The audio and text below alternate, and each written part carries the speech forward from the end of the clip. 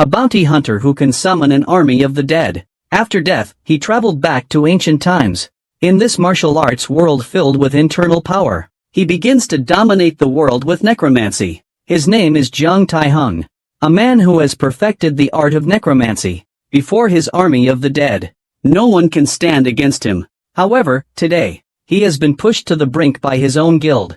After 6 months of relentless battles, his magic power is nearly exhausted. The cause of all this is that Jung Tai-hung inadvertently obtained a mysterious red gemstone. As the saying goes, one is guilty for possessing a treasure. The guild master issued a kill order to obtain this gem. He actually put a bounty on him. You could say Jung Tai-hung is a ruthless man. Realizing he couldn't escape, he went ahead and swallowed the gem. Then, under everyone's astonished gaze, he chose to self-destruct. However, when he opened his eyes again, he found himself transported to ancient times. He was also possessing the body of a young master who was about to die. Looking at himself in the mirror, he was filled with disbelief. Could it be that he was reincarnated into the wrong body and became the second brother? Later, he learned from the servants that this fat man was named Lu Hongyuan. He was the eldest young master of the Baiyun escort agency in this province. At the same time, he was also a waste who enjoyed debauchery. Just as he was sorting out his thoughts, a prompt sound suddenly rang out. The player was trying to log into the sync interface system. A random system interface appeared out of thin air. It displayed all his attributes. Looking at these values, he was both surprised and sighed, because this fat guy was really too weak. But then again, just being alive now is already good enough. Why ask for anything more? Besides, he's become the eldest son of a security agency. Starting from here is already pretty fortunate. From now on, securing a foothold in this world as Lu Hongyuan shouldn't be too difficult. Just then, a man barged in, ignoring the servant's attempts to stop him. Blood covered his entire face.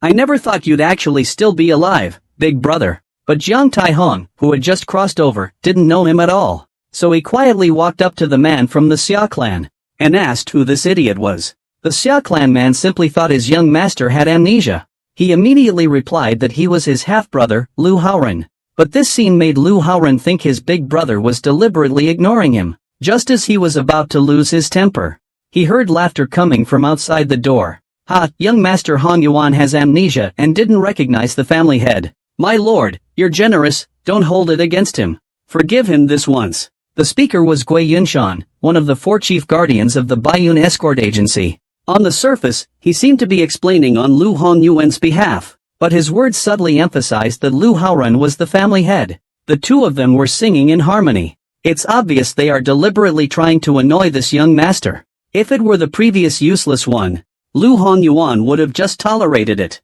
But now, this body contains someone who once stood at the pinnacle of the world. How could he swallow this insult? He immediately picked up and gave Lu Haoren a big shove. Gui Yunshan was stunned.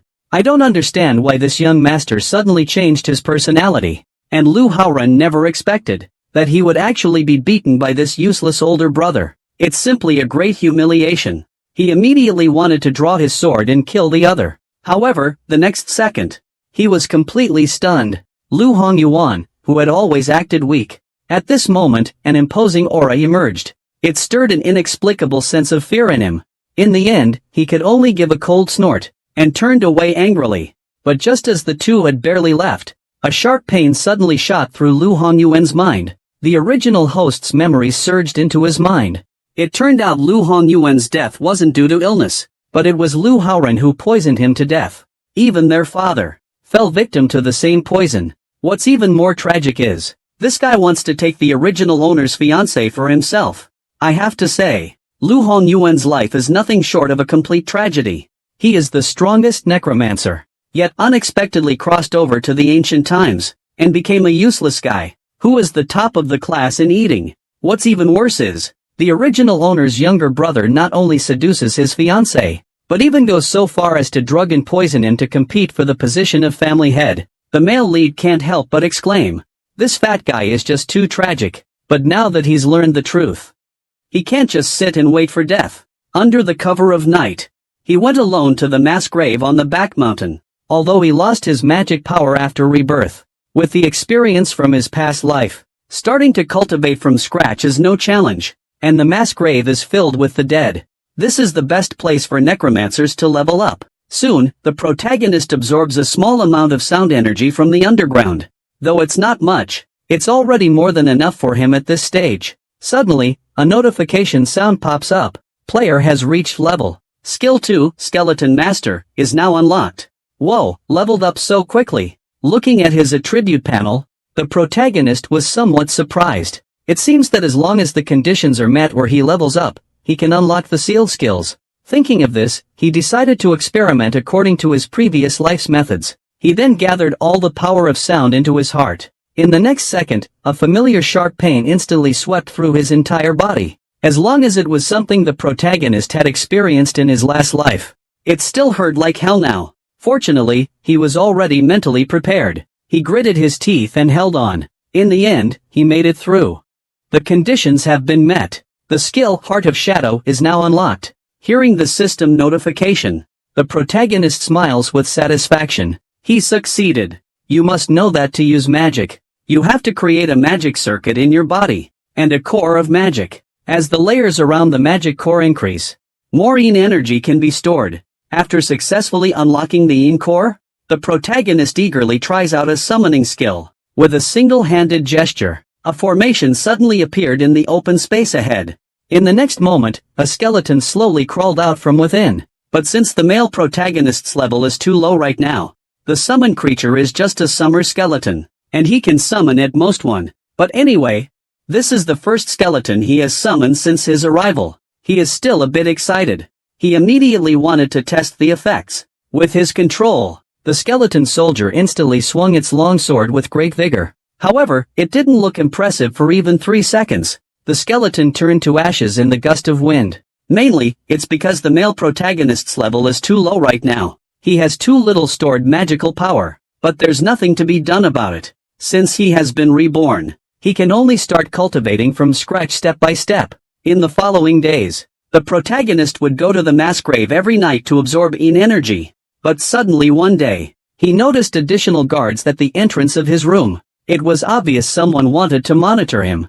He could easily figure out that it was his brother's doing. However, the male lead did not act rashly. At this moment, he still lacked the strength to confront them. To avoid alerting the enemy, he decided to escape through the window on the other side. But just then, a figure suddenly appeared in his room. The male lead quickly enveloped himself in magic, exploding with speed that was completely inconsistent with this body. With lightning speed, he controlled the other party. But when he took a closer look, the person turned out to be his trusted aide, Wang-san. But how could he be in his room? The male lead couldn't help but wonder, could it be that Lu Haoren sent him? After some conversation, he discovered that Wang-san had noticed the male lead sneaking out at night these past few days. Today, extra guards have suddenly appeared outside the house. He noticed they were sent by Lu Haoren. Feeling uneasy, he quietly slipped over to check things out. Wang-san solemnly addressed him, "Young master, please come with me for a moment." Without waiting for his response, he turned and began leading the way. The strongest necromancer travels back to ancient times. He became a useless young master. According to his plan, he originally wanted to hide and develop slowly. But unexpectedly, the original owner's brother sent people to guard the entire residence. Just when the male lead didn't know how to sneak out, Prince Qingxin suddenly came to find him, and asked him to follow him to a place. The male lead was puzzled. He arrived at an abandoned warehouse with the other party. Wang-san pushed open a wooden crate against the wall. A dog hole leading outside appeared before him. Wang-san smiled and said, "I won't ask you where you're going or what you're doing. Anyway, I'll wait for you to come back." The male lead quietly examined him upon hearing this. He couldn't understand why this guy would take risks to help him, a down-and-out young master. So he took advantage of the other's distraction. He grabbed Wang-san's head. The next second, Wang-san suddenly became vacant-eyed. This is the effect of the male lead's seduction technique. Only in this way can he know the other's true thoughts. After some questioning, he learned that Wang-san had followed the original owner since childhood. The original owner treated him like a real brother. So even now that this young master has passed away, he was equally willing to follow him closely. The protagonist didn't expect that this useless young master would have such a loyal fool by his side. At that moment, he lifted the bewitchment skill. Then, he told Wang-san to keep watch here. He quietly headed to the burial grounds to continue his training. Over the next few days, the protagonist crawled through a dog hole every night and finally leveled up to level 10. At the same time, he unlocked the skills Ancient Armor's Shadow and Eye of Fear. Now, he can also summon up to 2 undead. At this moment, the protagonist senses another kind of undead aura underground. It feels the same as what Lu Haoran and Lord Gua possess. He suspects this might be the so-called inner power. So, he attempts to start absorbing this energy. As soon as it enters his body, he notices it automatically circulating within his magic circuit. Seeing this, he quickly gathers it toward his heart, using the previous method. The next second, a piercing pain suddenly swept through his entire body. His whole body started trembling uncontrollably. He hadn't expected Yin Jixin's reaction to be so intense. If this continues, he might end up losing control. But the protagonist didn't want to give up just yet. So, he decided to concentrate all that power in his dantian, and then create a second magic box. Although the process was painful, luckily, he ultimately succeeded. You have successfully absorbed the power of the Cloud Spirit technique from the undead. Hearing the system's notification sound, the male lead smiled broadly. He quickly checked his attribute window. As expected, an inner power attribute has appeared on the page.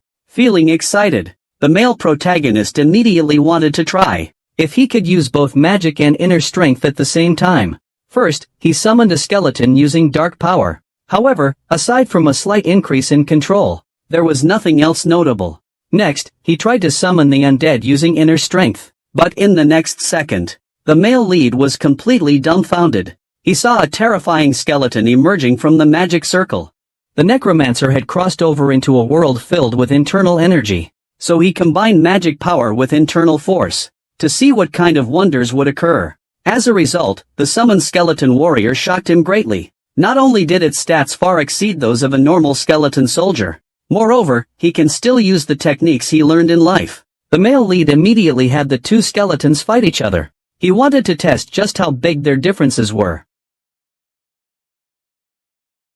As a result, in just one encounter, the black-clad skeleton knocked the weapon out of the opponent's hands. From this, we can see how powerful a skeleton warrior with internal energy can be. I have to say, the male lead is very satisfied with this result. What surprised him even more was that after testing his combat power for such a long time, he had only consumed 10 points of internal energy. However, it seems that this internal energy cannot recover naturally. There are only 2 ways to solve this. The first is to absorb the special spiritual energy like he is doing now. As for the second, that would naturally be to learn internal skills. When the male lead returned to the mansion, he immediately sought out Wang San. He asked if there were any techniques that could absorb someone else's inner strength. To his surprise, Wang San panicked upon hearing this. It must be noted that this was the Demon Palace's star-absorbing technique. Because of the demon suppression war 30 years ago, no one dared to mention anything related to demons anymore. However, the male lead was unconcerned. He quietly noted down the name star absorption technique. But he didn't continue to trouble Wang San. He planned to check out the mansion's library himself. Just as he was leaving, he suddenly remembered a question. By the way, up until now, who has been the strongest person in the Baiyun Escort Agency? Of course, it was Lu Hualang, the patriarch who founded Baiyun Escort Agency 200 years ago. Wang San was so excited after becoming a master of desperation. He earned the nickname Sword Master of Breaking Clouds. Upon hearing Wang San's words, the male lead also gained a certain understanding of the martial power in this world. The strength of martial artists is categorized from low to high as third-rate, second-rate, first-rate, desperation, and innate. The black-clad skeleton he summoned last time was a third-rate swordsman. Next, he needed to clarify the gap between third-rate swordsmen and innate masters. Before long, the male lead arrived at the repository of the escort agency. At the moment, 3 people are guarding the entrance. The leader, Zhang Biao, is still a subordinate of Lu Haoran. He is also an opportunist who bullies the weak and fears the strong. Seeing the male lead approach, he contemptuously asks the young master, "What brings you here?" The male lead replies that he wants to go in to read. Unexpectedly, Zhang Biao responds with a sneer. The words and tone were full of disdain for this young master. However, the male lead had no intention of paying attention to these idiots. He walked straight towards the door. Seeing himself being ignored, Zhang Biao instantly felt humiliated and furious. He grabbed the male lead, saying, "Wait a second." But before he could finish, He saw a pair of icy eyes staring fiercely at him. In an instant, head guard Jiang turned pale with fright. He stood there, trembling uncontrollably. He had never seen such a terrifying look in someone's eyes. It was like staring into the eyes of a vicious tiger. Two of his subordinates saw him frozen in place. They quickly approached to remind him. But they realized that their boss had already been scared witless by the protagonist's gaze. With no other choice, the two had no choice but to drag Zhang Biao away in defeat. Seeing this, the protagonist felt secretly pleased. He hadn't expected the fierce stare skill to be this effective. Once looked down upon as a useless young master. Now, with just one look, he frightened the hulking man into wetting himself on the spot. The nearby guards were stunned, and could only pull Zhang Biao away in a hurry. Meanwhile, the protagonist smoothly entered the library. He began searching for techniques suited to him. With the system's support, he could instantly see the strengths and weaknesses of each manual. However, after looking around, he found that most of these techniques had side effects for him. The main issue was that the yin energy within him repelled them. If he couldn't balance the two, he wouldn't be able to harmonize them. He might end up becoming obsessed because of this. Thinking of this, the male protagonist couldn't help but start reminiscing about the monsters from his previous life. Those were the best things to enhance his yin energy. Just as he continued his aimless search for martial arts techniques, he suddenly noticed a little girl pushing a cart full of old books. The male protagonist was a bit curious. "What kind of books are these?" the little girl told him. "This is a damaged version given as a bonus when buying other manuals." To his surprise, the male lead became interested after hearing this. He planned to try his luck among these broken books. Unexpectedly, he actually found a suitable skill. The scene shifts. We arrive at the Red Cloud Pavilion of the Baiyun Escort Agency. The pavilion master, Gui Yunshan, opened the door to a secret room and walked in. A group of people dressed in red robes greeted him. He immediately clasped his hands in salute. The leading man respectfully said, "We welcome the deputy sect leader." It turns out that Gui Yunshan's true identity is the deputy sect leader of a group called the Blood Sect. The reason he infiltrated the Baiyun Escort Agency was to use the agency's local influence to quickly spread the Blood Sect's reach in this hall. To this end, he has secretly supported Lu Haoren to become the head of the family. Originally, everything was going smoothly. But who would have thought that worthless young master would mysteriously come back to life? To avoid interfering with their grand plan, Gui Yunshan decided to take action tonight and eliminate him for good. Meanwhile, the unsuspecting protagonist is busy training. Although the technique he's studying, Immortal Lord of Donghua, is an incomplete text, as long as he masters it, he can control and integrate all other techniques. In this way, this perfectly resolved the issue of mutual repulsion between yin-fat energy and inner strength. But when the main character followed the method to train, he realized that due to insufficient yin-fat energy in his body, he still couldn't merge with it. At that moment, he noticed a mysterious green liquid suddenly appear behind him. Taking advantage of his off-guard state, it leapt directly onto him. He hadn't yet reacted. What happened to cause this? He saw that this thing had already entered his body. An unknown presence has placed a death curse on you. The breath of death is slowly eroding your body. Hearing the system notification sound, the protagonist suddenly realizes, who could do something like this to him? I'm afraid it's only that Lu Haoren, but they would never expect this death-laden power. For a necromancer like me, isn't a curse, but a blessing. It's perfect for enhancing sonic energy. All to get rid of the male lead, this obstacle. The people at the school placed a death curse on him. However, they did not know that the male protagonist is actually a necromancer from another world. This power, filled with the essence of death, is actually a great boost for him. Before long, the male protagonist's Sakura star increased to the 3rd circle. His level also received a significant boost. He can now summon 6 undead to fight alongside him at the same time. What excites him even more is that once the Sakura power increases, he can merge it with the Donghua primal sense and his inner power. Notably, the audio player has recreated the Donghua primal sense, starting to adjust the original level. Hearing the system notification, the male lead is stunned. He never expected that his unintended action. He has actually created a new innate level cultivation method. Moreover, his 5 grains have transformed from a mortal body into a postnatal immortal grain. The ability to sense the natural forces has increased by 50%. Although I still don't know what this is useful for. It must be impressive. At this moment, Wang San hurriedly ran in. "Young master, a distinguished guest has arrived." The male lead was somewhat surprised by the news. He hadn't expected a distinguished guest asking to see him. "Who?" he asked. Wang San hesitated before replying. "That would be your fiancé."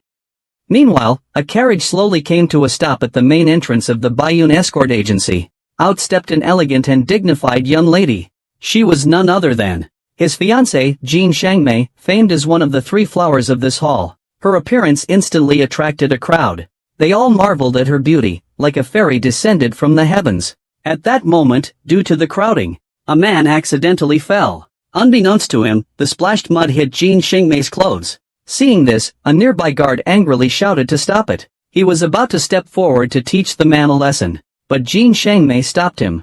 He stepped forward to help the man up. He even gave him some money to buy medicine. This scene instantly earned praise from everyone present. Not only is he good-looking, but he has a good heart as well. However, what they didn't know was that as Jin Shangmei turned her head, she showed a look of disgust. What a bunch of troublesome people. Meanwhile, due to the sudden visit from the Jin family, the Baiyun escort agency immediately held an emergency meeting. Lu Haoren and several major leaders were all present. The most senior among them were Baiyun's leader, Pang Jin, and Haoyun's leader, Lu Daxiong. Lu Haoren has always wanted their support in becoming the family head, but they have consistently refused to take a stand, finding various reasons to decline. This is also one of the reasons why Lu Haoren has not become the head of the family. Seeing that most people had arrived, Gui Yunshan immediately announced the meeting would begin. At this moment, Pang Jin reminded him that the eldest young master hadn't arrived yet.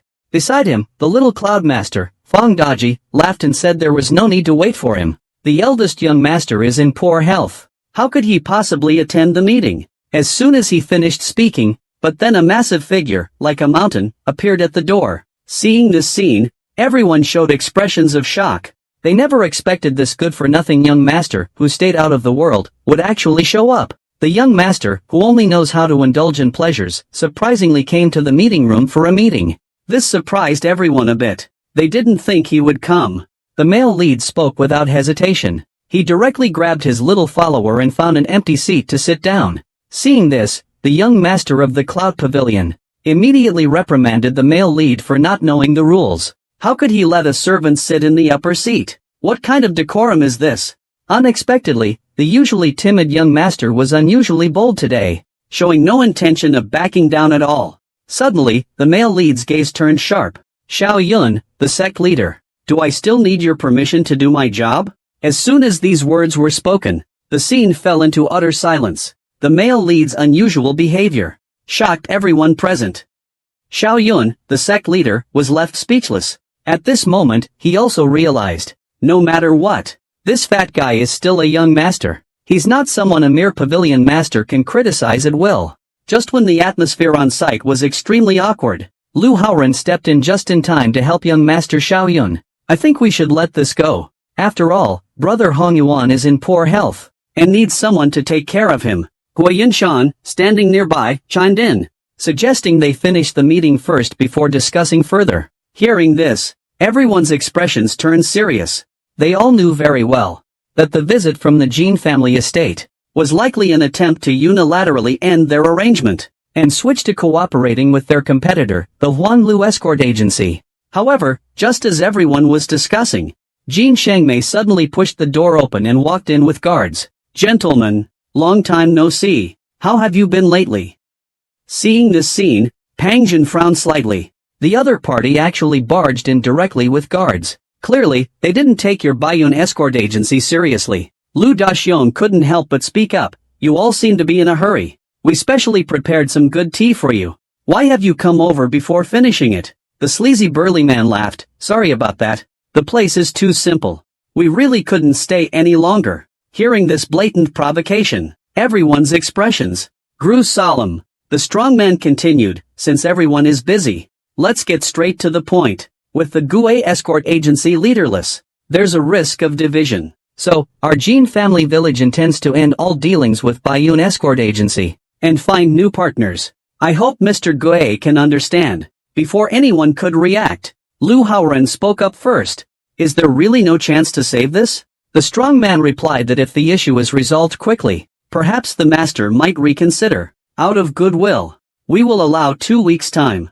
Hearing this, Pang Jin immediately understood. No wonder they suddenly visited. And even mentioned breaking off the deal. They also demanded that we settle on the family head within half a month. It seems there must have been some kind of agreement between the Jin family village and Lu Haoren. At this moment, the strong man spoke up again, saying he wanted to discuss the marriage between young Master Han Yuan and their young lady. A discerning person can tell at a glance that this is the rhythm of a cancellation. However, the male lead suddenly interrupted their discussion. Everyone turned their attention to him, curious about what he wanted to say. The male lead gazed deeply at Jin Shangmei, and calmly said, "I want to cancel the wedding." As soon as he said this, everyone's jaws dropped in shock. He wondered if there was something wrong with his ears. Is this really the same useless young master? Meanwhile, Jin Shangmei was so furious, her veins bulged. She hadn't even spoken yet. But this fat pig dumped her first. On the surface, this woman seems gentle and kind. But in reality, she's a tea art expert with a dark heart. Watching as her fiancé passed away, she rushed over immediately to break off the engagement. But what she didn't expect was that, before she could say anything, the male lead was the first to suggest ending it. Well, this was awkward. If she agreed, it would mean Jin Shangmei got dumped. But if she didn't agree, it would be even more embarrassing. Seeing Jin Shangmei remain silent, the male lead smirks playfully. "Why aren't you talking? Could it be that you still can't let me go?" Beside him, Black Bear glares fiercely. "How dare you? How dare you insult our lady?" Lu Daxiong, seeing this, refuses to back down. He immediately steps in front of the male lead and shouts, "Show some respect to our young master." Watching the two brutes hurl words at each other, the male lead looked innocent. Calmly, he said that he did this for their sake. Saying this, he glanced at Lu Haoren and Jin Xingwu. The meaning behind this was already obvious. It was just short of publicly accusing them of an affair. Seeing this, the black bear became even more furious. His entire aura suddenly surged. But in the next second, he stared in disbelief, eyes wide open. The main character, under the oppressive force of his ultimate technique, remained calm and composed, as if nothing was wrong at all. How is that possible? Is this kid just putting on a brave front? At that moment, the black bear suddenly sensed an aura even more powerful than his own. Upon closer inspection, it turned out to be the owner of Baiyun shop, Pang Jin. The old man spoke in a deep, angry voice. "Are you from the Jin family village preparing to declare war on our Baiyun escort agency?" Seeing this situation, Heixion didn't dare to act recklessly anymore. He knew very well that he couldn't completely break ties with the Baiyun escort agency just yet, so he quickly reined in all his energy, and accused the male lead of speaking disrespectfully first. At this point, Haoren Lu, the troublemaker, stepped in. He pointed out that the main character's unilateral decision was indeed inappropriate.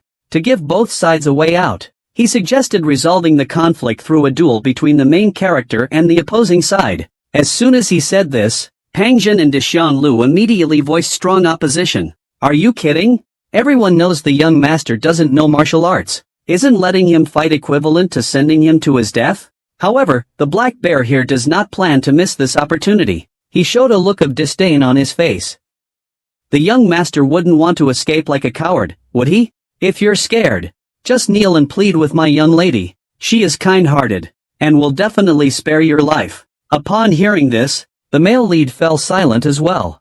After staring at the other person for a moment, she suddenly stood up, and walked towards Jin Shangmei. Everyone thought this useless young master must have given in. Jin Shangmei also quickly adjusted her state, and prepared to calmly accept the other person's knee. But the next second, however, the male lead walked straight past them. In the bewildered gaze of the crowd, he strode onto the stage outside the door. He then turned his head, and stared intensely at the group with the black bear. Seeing this scene, everyone present was stunned. What's going on? Is he only interested in hearing the male lead's farewell? Just talk without action? Come on, I'll play with you. He is seen by everyone as a cowardly, useless young master. But today, he unexpectedly stands up to challenge others to a duel. This is a once-in-a-thousand-years scene. It immediately attracts the attention of all the townspeople. Lu Daxiong looks worried.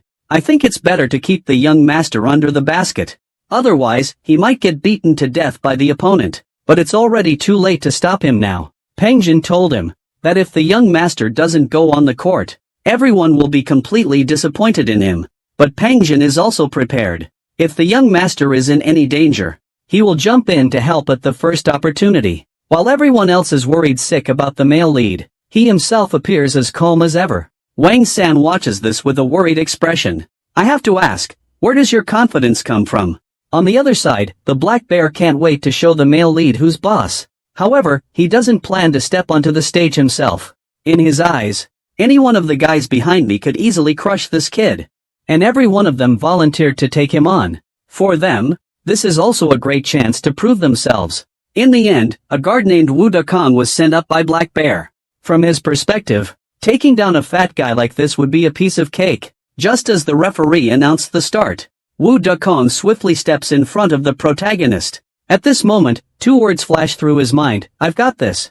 But in the next second, he watches as the protagonist effortlessly dodges the move. The audience below is also stunned. Could it be a coincidence? Yet, up in the stands, no matter how fast Wu Dakong's punches are, he can't land even the slightest hit on the protagonist. Now he was completely flustered. He immediately decided to use his ultimate move. Suddenly, Wu Dakong's speed surged. In the blink of an eye, he flew in front of the male lead. Before he could react, a heavy punch struck the male lead. Seeing this scene, the black bear in the audience finally laughed. This is exactly the scene he expected. He hasn't been happy for long. Suddenly, he widened his eyes in shock. On stage, Wu Dakong was crying out in pain while clutching his right arm. Then there's the male lead. He stood there completely unfazed. He looked utterly calm. The crowd below was completely bewildered. I don't understand what's happening. All I hear is the bear shouting in disbelief, that's Grandpa.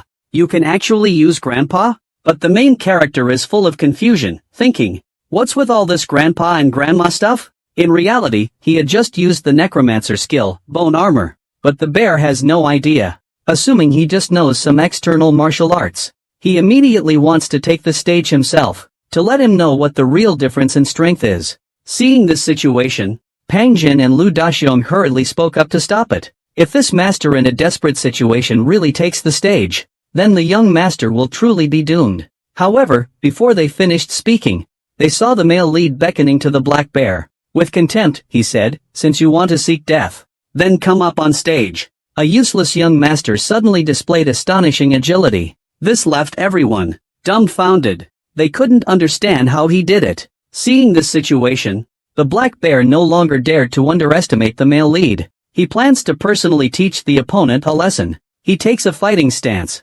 A powerful aura swirls around him. Suddenly, his figure turns into a blur, rushing towards the protagonist. However, this lightning-fast attack is still easily dodged by the protagonist. How is that possible? The black bear was both startled and furious. He immediately threw another punch, launching a fierce attack on the protagonist. But, like his lackeys before him, no matter how fast his punches were, he couldn't hurt this fat man in the slightest. Every move he made was countered. Seeing this scene, the spectators offstage showed expressions of disdain. I thought the master of a desperate situation would be impressive. Turns out it's just this. Looks like the Jin family village isn't all that great. Hearing these comments, He Xiong was immediately furious, gritting his teeth. Then he let out a roar, and lunged towards the male lead. But he didn't know that. This is the chance he's been waiting for. He channels the Yin energy within him into his right fist, then unleashes a rising dragon strike.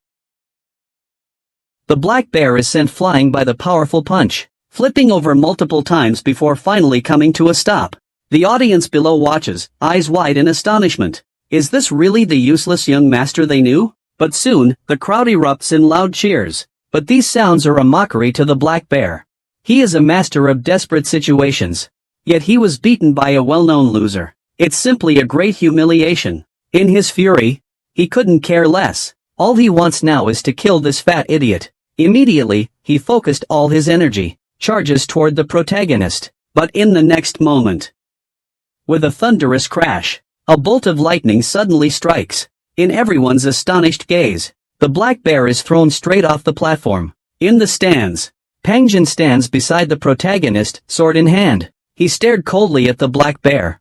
A group shouted sternly, "The master is under attack. All members of the Baiyun escort agency, prepare for battle immediately." At his command, the guards instantly drew their weapons, surrounding the protagonist. Meanwhile, Lu Daxiong also led his men to encircle Jin Shengmei and her group.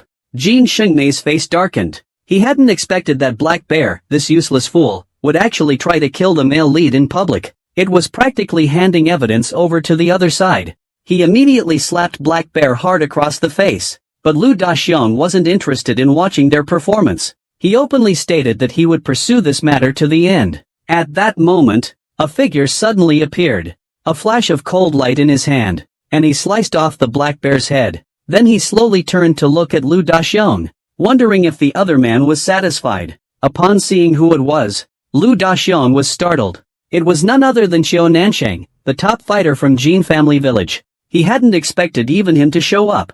Pang Zhen's expression suddenly turned serious. He knew that the other party's cultivation level was higher than his. If it came to a fight, he would undoubtedly lose. Thinking of this, he looked at the male lead and comforted him, "Young master, don't worry, I will protect you." Little did he know, the male lead merely shrugged and said, "With your body, you can still protect me? Just take care of yourself first." The male lead's reaction surprised everyone present.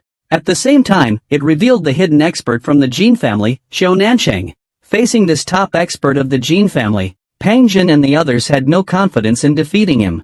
But in the face of the situation, Lu Daxiong couldn't back down.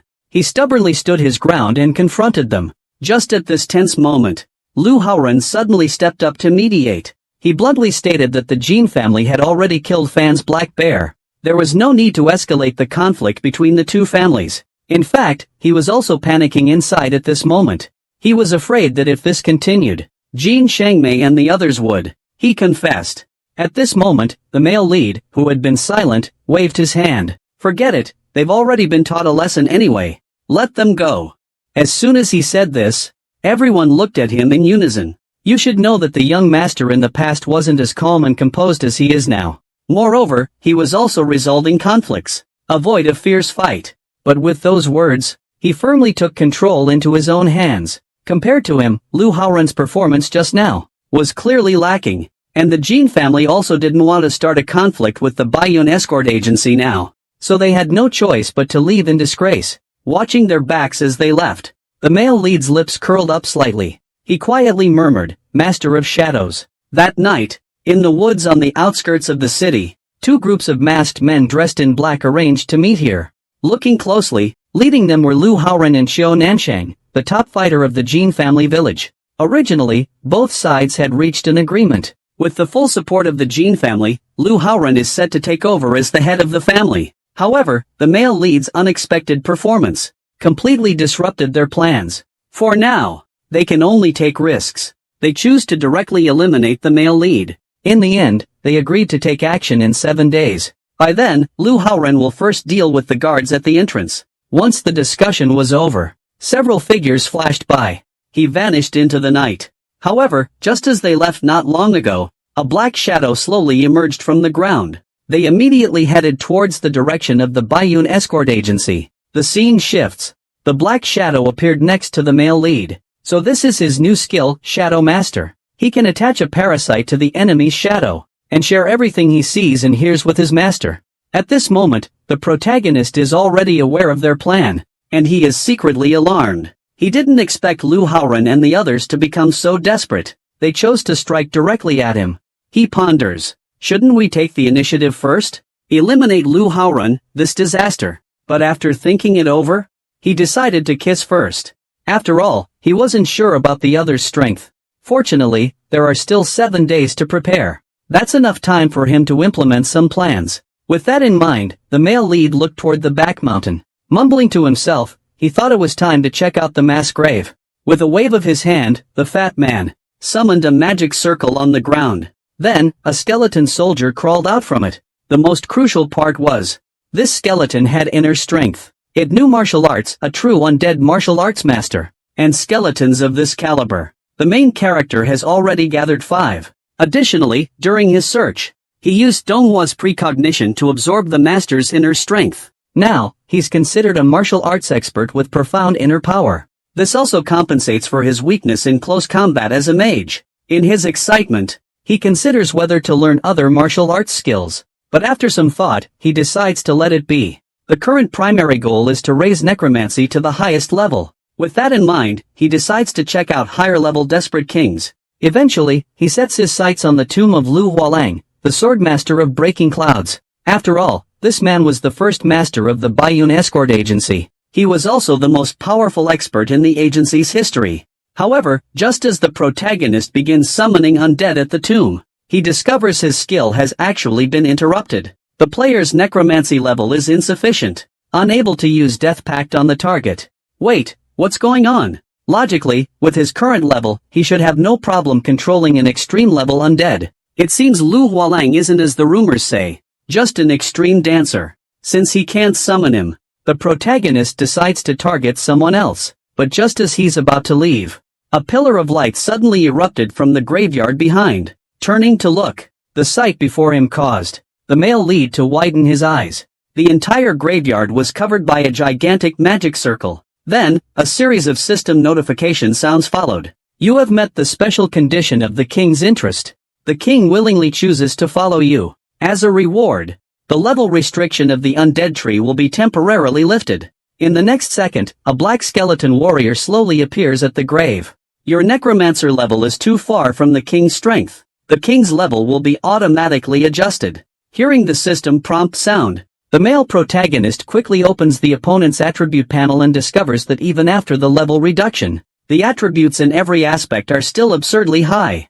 Just then, the black skeleton suddenly walks toward the protagonist. The protagonist looks at him in disbelief. It seems the skeleton possesses its own consciousness. He slowly places his hand on the protagonist's chest, and an invisible energy flows through.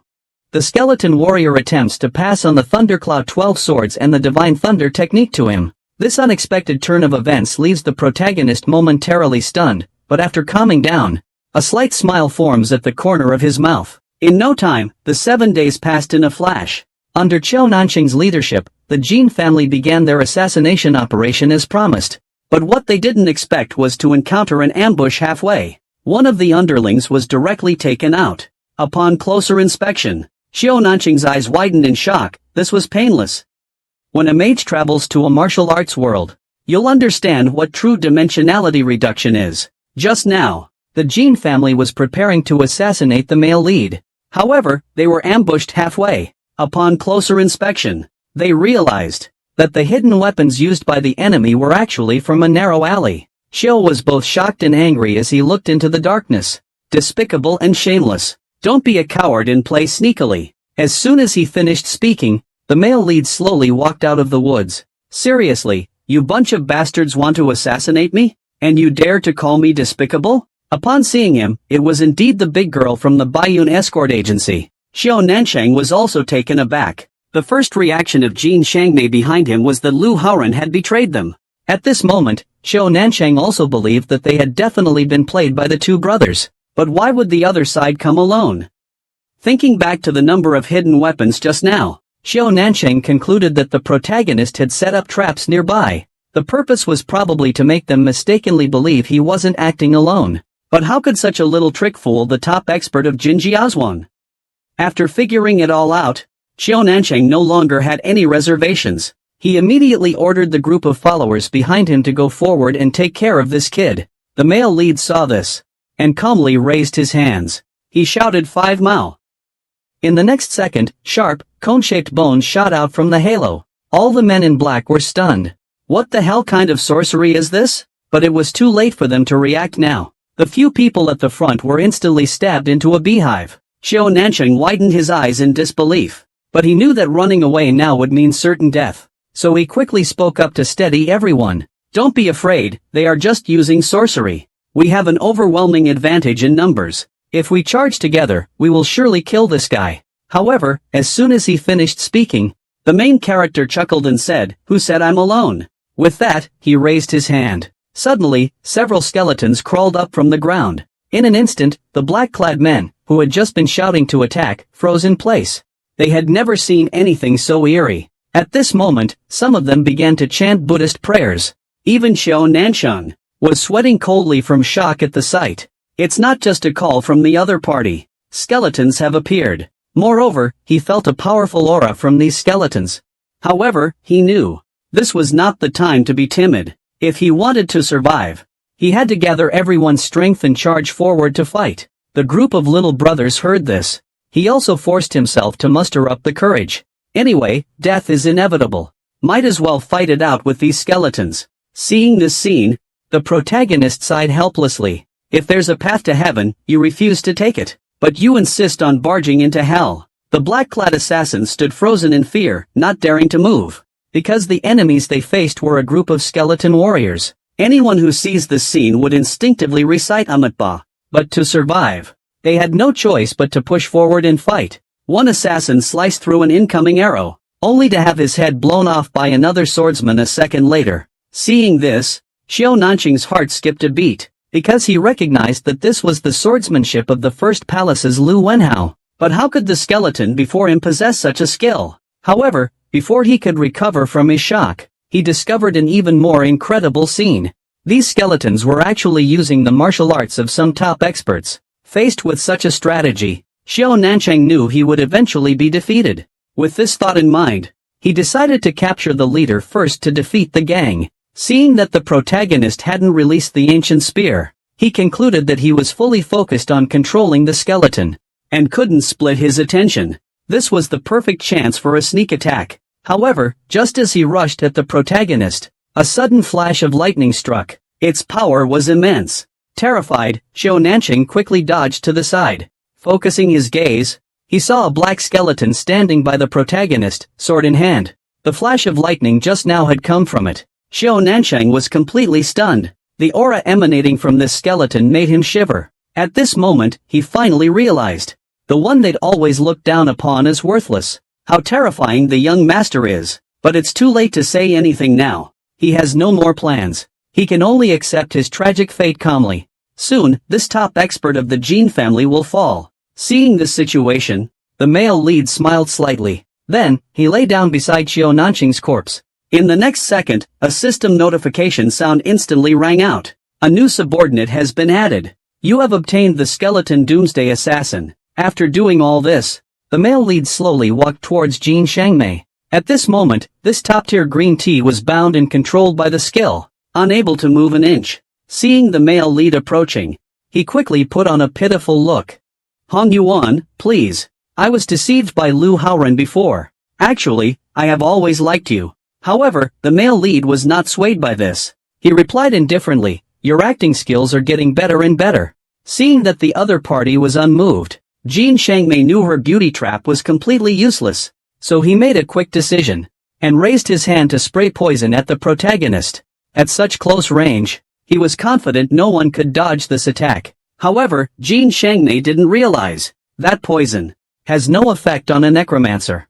The protagonist calmly walked forward unharmed. Before he could react, it was already pointed at his chest. Then he silently recited a corruption curse. In the next second, a cloud of black mist gradually spread from Jin Shangmei's chest. Then he collapsed to the ground, wailing incessantly. He waited until the vixen finally breathed her last. Only then did the male lead slowly rise and leave. Haoren Lu, it's your turn now. Once labeled a useless young master, now he can effortlessly crush a group of martial arts experts with a mere wave of his hand. Just now, Gui Yunshan learned that Jin Shangmei and her team were completely wiped out. Clearly, this must be the work of that young master. While furious, they also couldn't figure out how Hong Yuan Lu, that supposed waste, actually managed it. The most critical thing is that all their previous schemes of blood teaching have thus come to naught. Thinking of this, a glimmer of red flashed in Gui Yunshan's eyes. Since cleverness won't work, let's just go for it directly. As he spoke, he instructed the deputy pavilion master to issue orders to summon all his subordinates. Soon, he plans to massacre the Baiyun escort agency. But just to be safe, Gui Yunshan intends to place another curse on the protagonist. He believes the last attempt failed, entirely because the opponent developed resistance. This time, he'll raise the curse to its maximum strength. Meanwhile, in a cave, the protagonist, while meditating, senses something unusual. He opens his eyes. He saw a mass of black liquid rushing toward him. However, the male protagonist showed no signs of panic. Instead, a smile appeared at the corner of his mouth. It should be known that the power of this curse was like a great supplement to him. Soon, the Yin energy within him surged once again. At that moment, he recalled the Thundercloud 12 swords that Lu Hualang had passed on to him. Moreover, he also possessed decades of internal energy. Surely, his strike would be formidable now. With this thought in mind, the male lead immediately decided to try this sword technique. He gathered all of his inner strength into the sword. Then he swung it with all his might. Seeing this scene, the male lead looked completely bewildered. What's going on? Is it my posture that's wrong? Just at this moment, Lu Hualang suddenly came up behind him and vigorously poked his back. The protagonist was about to ask what he was doing when he suddenly felt a change within his body. It turned out Lu Hualang was helping him clear his meridians. At this moment, he clearly felt that his internal energy was different from before. The mastery of Huadong's ethereal energy seems more adept. Your understanding of the 12 Thundercloud swords has also deepened. You have comprehended the highest realm of the 12 Thundercloud swords. New skill unlocked, Sword Aura. Your level has increased. New skill unlocked, Savage Soul Barrier. Spectral armor has leveled up accordingly. You can now summon up to 10 familiars at once. Listening to the continuous system notifications, the protagonist couldn't contain his joy. This time, he really hit the jackpot. He was the useless young master scorned by everyone. But no one expected that in the fighting arena, he would showcase such extraordinary power. In his spirited demeanor, Pang Jin even saw a glimpse of the old family master in him. However, Lu Daxiang is worried that this young master has only temporarily changed. As the saying goes, it's easier to change a country's borders than to change one's nature. If after becoming the head of the family, he regains his former playboy character, then the Baiyun escort agency will be doomed. And now Pang Jin is injured. Relying on Lu Daxiang alone is probably not enough. Just as they were discussing, the male lead pushed the door and walked in. Both of them were a bit surprised. They hadn't seen this young master for a few days. They didn't expect him to suddenly appear here. Now seeing his dusty appearance, Lu Daxiang was even more certain of his earlier guess. Humph, it seems he just returned from outside. I guess you lost a lot of money again. The rough man doesn't understand subtlety. He just sat down and directly asked the male lead where he had been lately. To his surprise, the male lead didn't answer. Instead, he stared at Pang Jin with a serious expression. Are you trying to get yourself killed? As soon as those words were spoken, the two of them were instantly dumbfounded. What's going on? Are you deliberately changing the subject? The lead male continued, saying, your injuries are so severe. If you keep pushing yourself, you might not make it. Hearing this, Pang Jin immediately caught on. Thinking that the young master must have noticed back in the ring, he quickly replied, it's fine. I can still hold on for a while. Nonsense. Your vital energy is already as withered as dead wood. How could you possibly hold on? Just then, the main character's expression changes. But, consider yourself lucky. If I hadn't come today, you may not live to see the sunrise tomorrow. Nearby, Lu Daxiang still hasn't grasped what's happening. He just sees his young master already tending to Pang's wounds. Hey, are you reliable or not? Meanwhile, the protagonist notices Pang Jin's injuries are worse than expected. It's likely that forcing his energy then worsened his internal injuries. But fortunately, Lu Hualang had already opened up his meridians. Now, he has full control over the Huadong energy within him. Healing this injury was almost effortless. Before long, Pang Jin's complexion visibly improved. Lu Daxiang, watching from the side, was utterly baffled. He actually recovered? How did the young master manage that? At this moment, Pang Jin suddenly sensed a subtle change within. The next second, an immense surge of energy burst forth from his entire body. Witnessing this scene, Lu Daxiang was instantly shocked. He realized that this was a phenomenon of having opened the run and do meridians. It also meant that Pang Jin's cultivation had reached the peak of the ultimate realm. Thinking of this, both of them unconsciously looked at the male lead. Even now, they found it hard to believe that this young master had actually become so powerful. However, the male lead was currently immersed in unexpected delight. You have completed the hidden quest, the path of the healing master, to gain additional experience points. The protagonist didn't expect that by casually saving Pang Jin, he would unexpectedly receive experience rewards from the system, and even acquire medical skills. At this moment, both Pang Jin and Lu Daxiang are in complete admiration of the young master, yet they're also puzzled by how he suddenly became so capable. Facing their eager expressions, the protagonist could only use the excuse he'd prepared long ago. The old man is not poisoned, but is under a curse. What do you mean by that? The two were instantly surprised. How could he possibly be cursed for no reason? And how did the young master know this? The male lead immediately began to bluff. In fact, I wasn't the one who discovered all this. It was my father. Hearing this, Lu Daxiong and Pang Jin were stunned. What? Do you mean the old family head? Yes. Years ago, my father died from the same curse. Before he passed, he discovered a way to break the curse. But at the same time, he himself was nearly depleted. So he passed this method down to me. As he spoke, the protagonist suddenly drew his sword. He said slowly, and this method is the power to eliminate all evil energy. With that, he gave his sword a slight shake. Lightning of immense power flowed continuously along the blade. Witnessing this, Pang Jin and his companion trembled uncontrollably in fear. This is the long-lost Thundercloud 12 swords of the Baiyun escort. They didn't expect that the old master had endured so much alone back in the day. More importantly, he left such wealth for the escort. The male lead took a look. He realized that he had almost fooled these two. So he continued, saying, "Next, I would like to sort out the current relationship between us." The two looked confused. I don't understand what the young master means by this. In the next second, the male lead suddenly unleashes an overwhelming aura. Countless lightning bolts swirl around him. The two, still in shock, open their mouths wide once again. This is the Thunderbolt Divine Technique. Lu Daxiong can't believe it. Is this still the same young master he knew? Pang Jin's heart was stirred like a stormy sea. He had only felt this level of aura from one person in his entire life. That person was the current leader of the martial arts world. Seeing Huang Shan was like a great weight. At that moment, the male lead suddenly looked at the two of them. He said seriously, "Lord Baiyun, Lord Haoyun, I'll keep it brief. You two follow me." Upon hearing this, the two immediately declared their willingness to follow their new master to the death.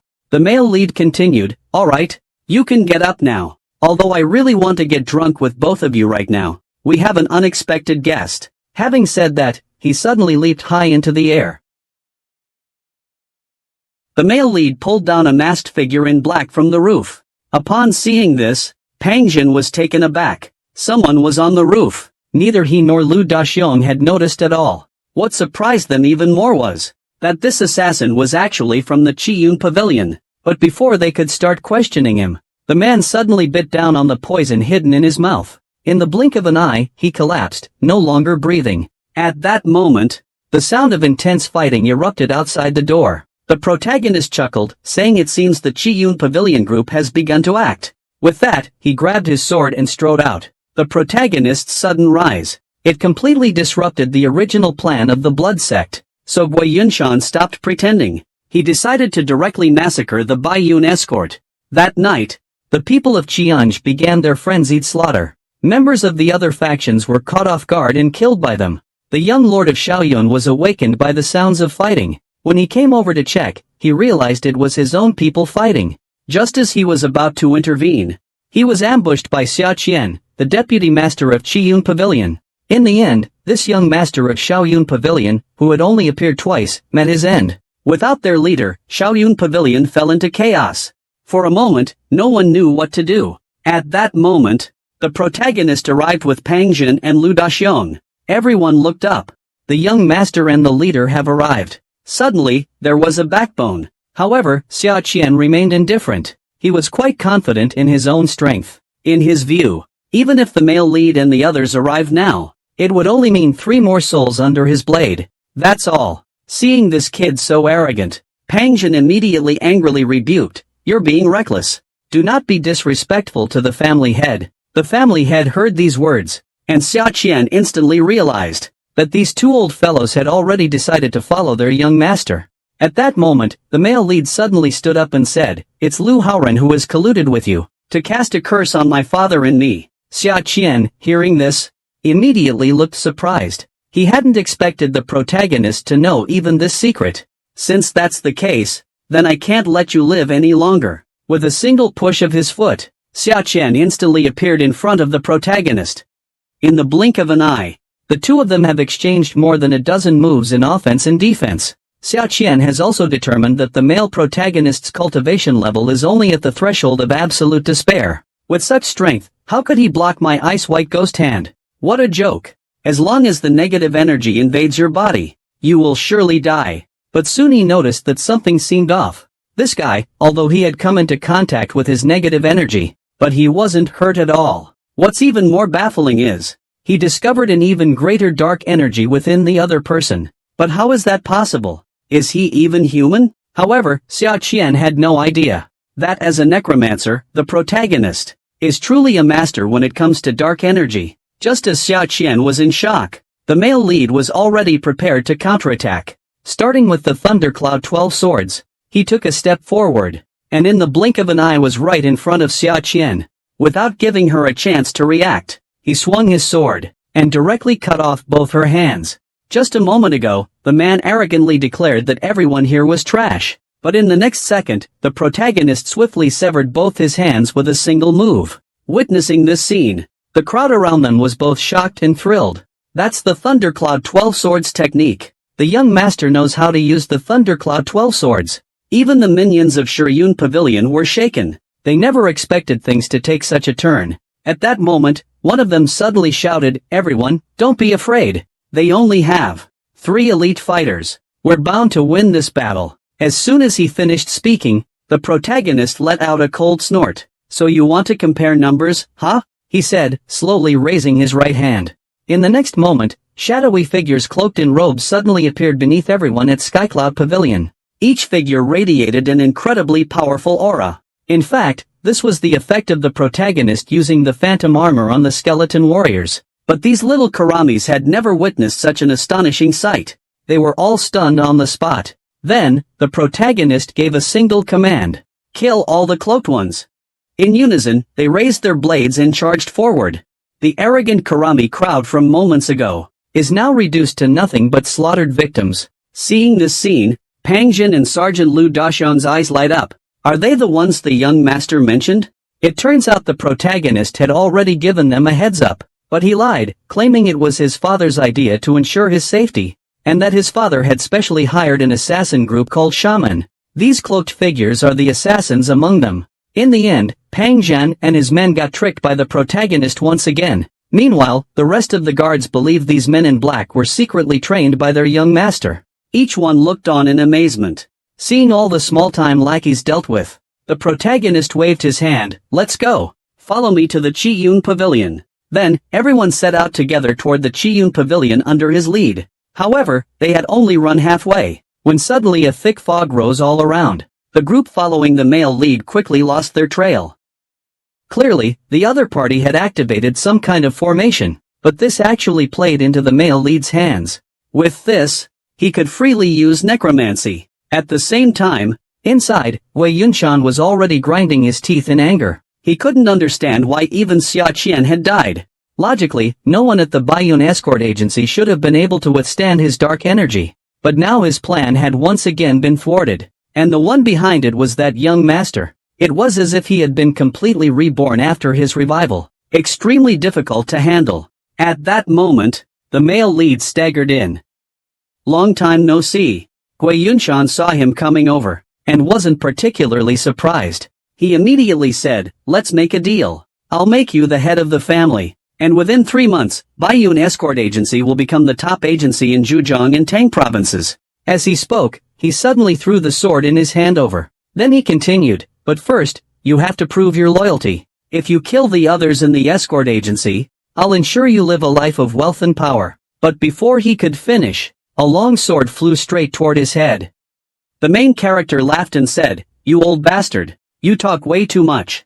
Aren't you tired of it?" In the world of ancient martial arts, such a scene has appeared. A battle between zombies and skeleton warriors. Can you believe it just happened? The protagonist rejected the olive branch extended by Gui Yunshan, and decided to show him the power of his Thundercloud 12 swords. However, Gui Yunshan was unfazed, laughing and saying, "Do you really think you can defeat me with inherited martial arts? How ridiculous. I'll show you right now what real power truly is." As he chanted the spell, the zombies in the room began to move one by one. Seeing this, the protagonist's face showed a look of surprise. Just in case, he quickly summoned the skeleton warriors. Now it was Gui Yunshan's turn to be surprised. He didn't expect the male lead to possess such dark magic. Soon, the two began controlling their zombies and skeletons. They started to fight each other.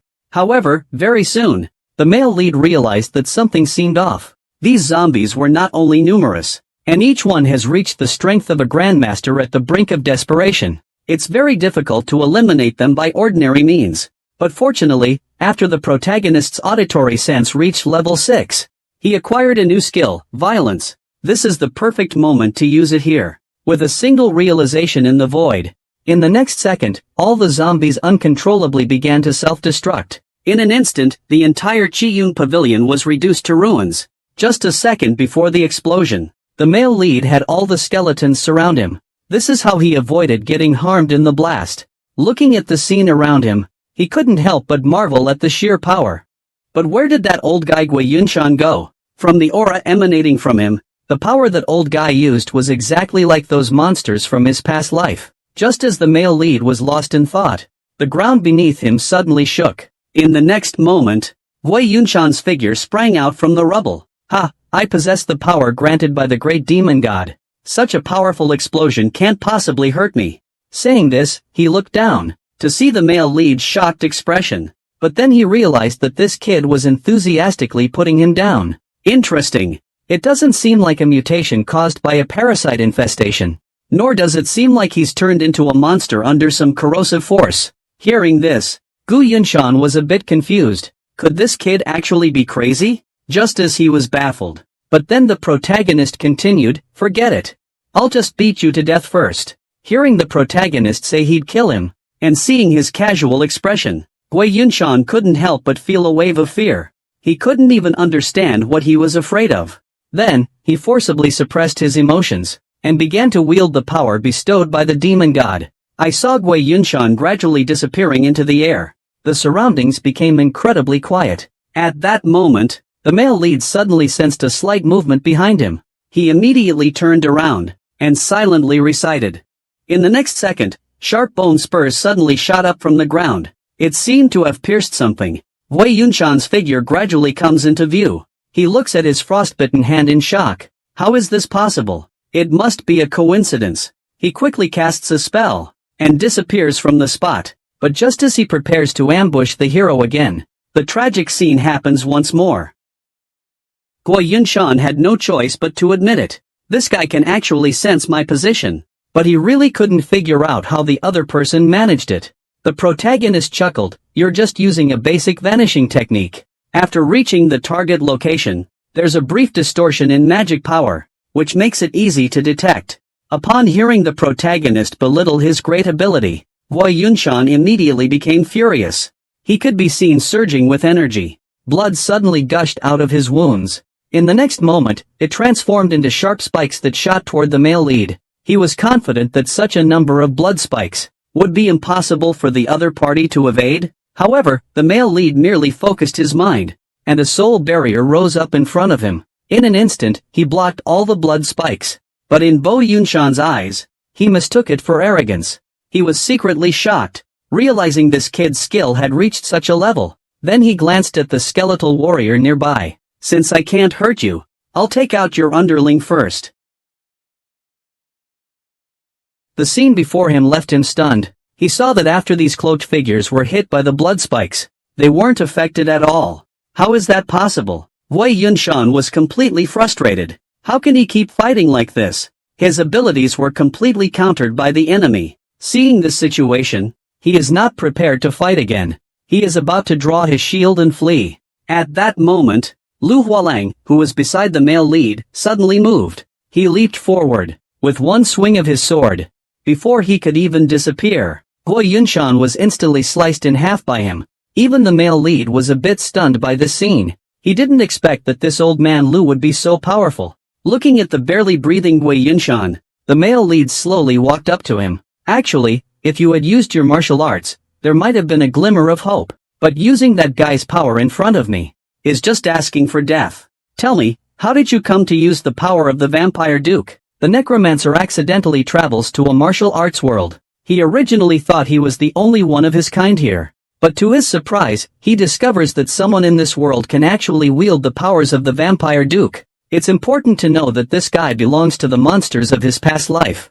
How could he possibly be here? However, Gui Yunshan has no idea what a vampire is. He bluntly claims that his power comes from the Lord of Demons, and their blood has lain dormant for 1,000 years. The arrival of the demon god is imminent. The male lead took a look. It's already been cut in half.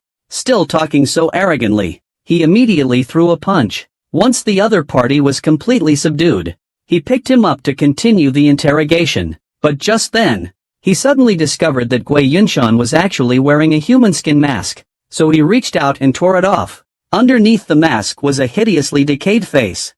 But when the protagonist saw this face, a sharp pain suddenly struck his brain. Then a memory that wasn't his surfaced in his mind. He saw Gui Yunshan looking smugly at a zombie. And that zombie was no stranger. It's the protagonist himself. Strictly speaking, it's the original owner of this body, Lu Hongyuan. The protagonist suspects that if he hadn't crossed over, the original Lu Hongyuan would probably have ended up like the person on screen. But what about those memories that don't belong to this timeline? Thinking of this, the protagonist immediately mentions Gui Yunshan, asking him about the blood sense. However, as soon as he asked the question, he saw Gui Yunshan suddenly start bleeding from all 7 orifices. The male protagonist was shocked at the sight. Not good, someone has already placed a restriction on him. So he quickly tried to save him. Unfortunately, it was too late. Soon, Gui Yunshan was breathless. The male protagonist did not expect that there were such masters in this world. Just as he was lost in thought, a notification sound suddenly rang out. You have defeated the Vampire Duke. You obtained the Chronicle of Magic. Your experience points have exceeded the limit. Your level has increased. Looking at the system interface, the protagonist was pleasantly surprised to find he can now simultaneously summon 22 skeleton warriors. Additionally, he has unlocked new skills, Nightmare Master, Ghoul Master, Memory Forgery, Mental Projection, and Basic Subspace. He also received a system reward item, Dragon Poison Lotus. Meanwhile, as the fog gradually cleared, Pang Jin and his group arrived at the Crimson Cloud Pavilion. They found that their young master had handled everything on his own. The protagonist standing in everyone's eyes was elevated once again. At the same time, in a hidden chamber, the 8 leaders of the Blood Vault are holding a meeting. After learning the protagonist sabotaged their plan, the branch leader of this division is furious. Lu Hongyuan, I will make you pay. This man used to be known as a notorious playboy in his family, but now he single-handedly quelled the internal chaos of the escort agency. Since then, the protagonist's reputation and status in the family have reached a new height. However, he did not inform everyone about the bloody events, because during the battle with Gui Yunshan, he discovered that those who cried for blood were a bunch of lunatics. If the enemy realized that their organization had been exposed, they would likely wipe out everyone in the escort agency. As long as he pretended not to know, the bloodthirsty group would probably not take the risk to attack them. However, the male protagonist had no intention of just sitting back and waiting. He has to hurry and get stronger. He needs enough strength to protect the escort agency. With this in mind, the protagonist reached out and opened a subspace. He took out a scythe from within. This is the weapon Venomous Lotus, a reward from defeating Gui Yunshan. Looking at the attribute panel, he found that the weapon was still in an unawakened state, so he immediately infused it with the essence of Eastern Immortal Qi. Let's see if he can awaken. But it turns out not only does it have no effect, it's even rejected by the Molten Lotus. Just as the protagonist doesn't know what to do, the system notification suddenly sounds, you cannot use this treasure. The player's body lacks the power of spontaneous combustion. You need to acquire the power of spontaneous combustion. When the protagonist hears this, self-igniting power. What is this? Where should I get it? After thinking for a moment, he still had no clue. So he decided to put away the poisonous lotus first, and deal with it later. Then he moved his thoughts again. A batch of corpses was released from subspace. Looking closely, they were precisely those whom he had killed before, like Xiao Qian and others. The protagonist lay down in front of them in the void. And in the next second, these corpses became his followers. At that moment, he was surprised to discover that Xiao Qian had transformed into a skeletal mage, and his stats in all aspects were quite impressive. In this way, his undead army gained another powerful force. However, these skeletal warriors all use dark magic. After a moment's thought, the protagonist decided to keep them hidden for now. Otherwise, if people found out his followers used dark magic, he might end up being labeled a Dark Lord. After arranging everything, the protagonist closed the subspace. Next, he's going to try a new skill, mental projection. It allows the caster to separate part of their soul. Then, enter the mental realm. However, once the protagonist's soul successfully leaves his body, he senses that something is off. It feels as if he might not be able to return to his body. With that thought, he decides to press on regardless. He hurriedly rushed toward his body. But in the next second, the male lead found himself in an unfamiliar space. What surprised him even more was that he actually saw his past self here. After the male lead cast the skill of mental projection, he unexpectedly saw his past self in a sea of corpses, as well as the events of his past life. Just then, a voice suddenly came from behind. "Is this the world you live in?" He turned to look, and to his surprise, it was Lu Hongyuan standing there. But how could he be here in his sea of corpses? Logically, only his own soul should have consciousness in form here. He couldn't help but wonder, is this guy hiding here to take back his body? It seems he can see the male lead's thoughts. Lu Hongyuan spoke up to comfort him. "Don't worry, I won't harm you. I just want to help you. I don't ask for anything in return." Upon hearing this, the male lead did not respond, still warily staring at each other. I heard Lu Hongyuan continue, "Let me show you something first."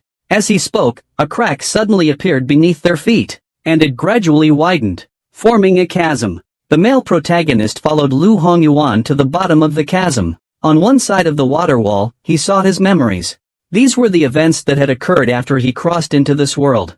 At this moment, the male lead discovers that there are different scenes on the water wall on the other side. Upon closer inspection, it turns out to be events after Lu Hongyuan's death. What is going on here? Lu Hongyuan next to him explains that on the day of the funeral, the timeline of this world was divided into two. Although I don't know why this phenomenon occurred, it indeed split into two different worlds. The male protagonist can't help but guess. It's possible that his arrival is what triggered this phenomenon. This also explains why he was able to see Lu Hongyuan's memories after his death. At this moment, the male protagonist suddenly had a bold idea. Perhaps he could go to another timeline and take a look. This way, he could gather information about the bloody events. However, Lu Hongyuan advised him not to do so. Otherwise, he might live in fear for the rest of his life. The main character just smiled slightly after hearing that. Fear? Ha ha. This only makes me more excited. With that, he resolutely stepped into the water and woods. When he opened his eyes again, the main character found himself lying in a secret chamber, and sitting next to him was none other than Gui Yinshan, whom he had killed. It seems he has successfully arrived in the world of another timeline.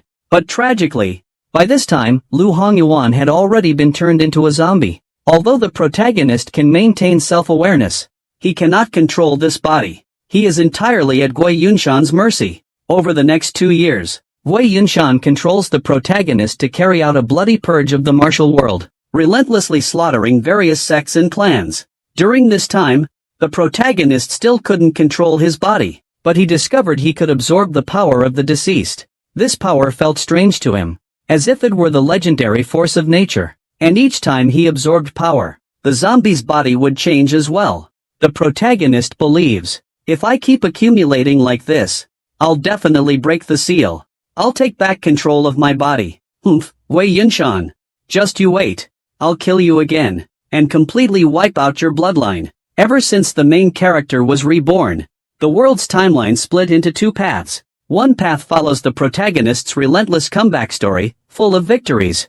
In the other world, Lu Hongyuan is transformed into an unstoppable zombie, under the control of the blood sect, forcing him to keep draining life essence. Fortunately, the protagonist discovers he can absorb the power of nature, gradually breaking free from his paralysis. Over time, as days and months passed, with his growing strength, he finally regained control of his body. However, the protagonist didn't reveal himself right away. He was waiting for the right moment, an opportunity to completely eradicate the blood pact. Then, one day, he saw the person behind it all. He is the man revered as the demon god by the blood cult. Relying on the growing power of the blood cult, he has already gained control over most of the central plains. Yet he feels that this is far from enough. He wants the influence of the blood cult to spread throughout the world. Just when everyone around is cheering for the demon god, the male lead seizes the moment, and suddenly leaps forward. The speed was so fast, that almost everyone didn't react in time. In the blink of an eye, he had already arrived in front of the demon. He raised his sword and struck down. However, the next second, the male protagonist was completely shocked by the scene before him. The opponent effortlessly knocked down his full force attack with just one hand. With a wave of his hand, the protagonist's arms are cut off by Kiki. Even the demon god is a bit surprised. He didn't expect this zombie to break the seal. But even so, he doesn't take the protagonist seriously, because to him, a small fry like this is easy to eliminate.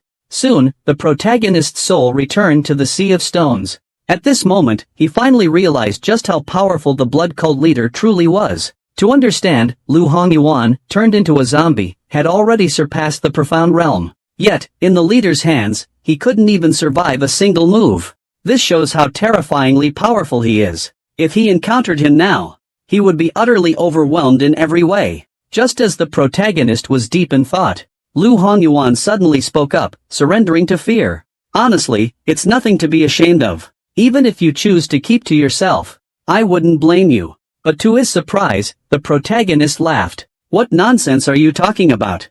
I would never surrender. Besides, they're the ones who should be afraid. Although my strength is not as great as my past self, 5 years is enough for me to surpass the blood cult leader. Even if I can't do it, I can still use the intelligence I've gained to cause some trouble for the blood cult. Hearing the main character's words, Lu Hongyuan's face revealed a comforting smile. Thank you, I will place all my bets on you. Everything is entrusted to you. The sudden remark left the protagonist a bit confused. He didn't understand what it meant. In the next second, he saw Lu Hongyuan start to fade away slowly. It was then that the protagonist understood. The other person intended to merge his last trace of spirit with him. Soon, the protagonist's consciousness returned to his body. As he opened his eyes, he immediately heard a system notification sound. The soul within you has merged into one. You met the hidden condition of the 5 grains Immortal Valley and evolved to obtain the heaven-defying 5 grains body, along with a trace of natural power. You received the hidden quest, Pursuing the Chaotic Body. You obtained the title, Chaos Pursuer. The protagonist experienced 5 years in another timeline. Although he ultimately couldn't kill the blood sect leader, he did manage to track their movements for the next 5 years. He understands it clearly. The current peace of the Baiyun escort agency is only temporary. Once the blood sect rises completely, they will wash the entire martial world in blood. This includes the Baiyun escort agency. So he must start planning now, to prevent this from happening. However, that said, overthrowing the blood sect is easier said than done. Now they have infiltrated a major sect. They have their spies everywhere. More critically, the whereabouts of that mysterious blood sect leader are unknown. After a moment, the male protagonist finally decides to focus on Gui Yunshan's superior. That is, the one in charge. He is a well-known figure in this province's martial arts world, and also the leader of the entire evil sect here. For 20 years, no one has dared to challenge him, Yan Tianqing, the leader of the 9 Dragons gang, and he's right here in Nandu, close by. This way, the main character won't have to go through the trouble of searching for him. At that moment, a voice suddenly called urgently from outside the door. Master, something terrible has happened. Please come out and take a look. The scene shifts. The time goes back to a day earlier. Lu Dahong's son, Lu Jianhao, is escorting a batch of supplies. Since Qiyun Pavilion was destroyed, the White Cloud Escort Agency has faced a severe manpower shortage, causing other agencies to eye them with envy. Out of helplessness, even the deputy leader of the Haoyang had to come out personally to escort the convoy. Seeing that it was getting late, he decided to set up camp first, and set off early tomorrow morning. Little did he know that just as he settled in, a commotion arose in the distance. Lu Jianhao immediately became alert. He stepped forward to ask who they were. Suddenly, a large group emerged from the darkness. Leading them was someone on a tall, imposing horse. As he got closer, he realized it was Du Yi, the wealthy head of the Huanglu Escort Agency. Lu Jianhao felt a chill, sensing danger at once. He knew this man to be cruel by nature, utmost integrity, yet with a terrible reputation. So, he was the first to clasp his hands and say, I wonder why the wealthy head of the Huanglu Escort Agency is looking for us so late at night. At this moment, a man with a small mustache beside Dewey suddenly snorted coldly, Humph, we're here to rest as well. Upon hearing this, Lu Jianhao's brow furrowed slightly. Then please go ahead. There are plenty of places nearby to set up camp. Unexpectedly, after hearing this, Dewey just broke into a smile. She firmly stated they would rest here tonight. As soon as she said that, Lu Jianhao felt something was wrong. According to the rules, different escort agencies shouldn't camp together, but the other side was doing it on purpose. It's clear they're targeting the Baiyun escort agency, but the situation is now beyond their control. Judging by their stance, even if Lu Jianhao refuses, they'll probably deal with it directly. Seeing this, he immediately orders one of his men to deliver a message to the agency on horseback, but the round trip will still take at least 4 hours at best. At this moment, Lu Jianhao only hopes that before the reinforcements arrive, the other party will not clash with them. Notice that this fat man is lecherously staring at a young girl. What does he want to do? Just now, the thing Lu Jianhao feared the most has happened. Dewey suddenly grabbed a maid from the Baiyun escort agency, claiming that her precious ice jade had been stolen by her. However, the little girl doesn't even know what ice jade is. So how could she have stolen it? It's obvious that Dewey is deliberately framing her, just to provoke the Baiyun Security Bureau. Without a word, he grabs the little girl, ready to take her back for a deeper interrogation. On the side, Lu Jianhao grits his teeth in anger, feeling the urge to rush over and smack that fat pig to death. Relying on them would be utterly pointless. Just then, a stone suddenly flew through the air and instantly knocked the sword out of Dewey's hand. This unexpected turn of events left everyone at the scene stunned. They turned to look and saw the male lead stepping out from the darkness. The moment the family had arrived, everyone in the Baiyun escort agency immediately felt grounded. However, Dewey was a bit surprised to see the male lead. Damn, wasn't he uglier than me before? How did he suddenly get thinner? Could it be that after becoming the family head, this jerk can't even afford to eat? Just then, Little Mustache shouted angrily, "Why did you ambush our head Fu? What's the meaning of this?" The man who ambushed him sneered disdainfully, "I just find this mad dog an eyesore. Just teaching him a lesson." Dewey didn't expect him to go off script, jumping straight into a fight. She gritted her teeth and snapped, "Outrageous. Do you believe I?" But before she could finish, she saw a flash of cold light in front of her. In the next second, the protagonist cut off his entire arm. Everyone present widened their eyes in shock at this scene. None of them expected the protagonist to suddenly strike. Even less did they expect him to be so fast.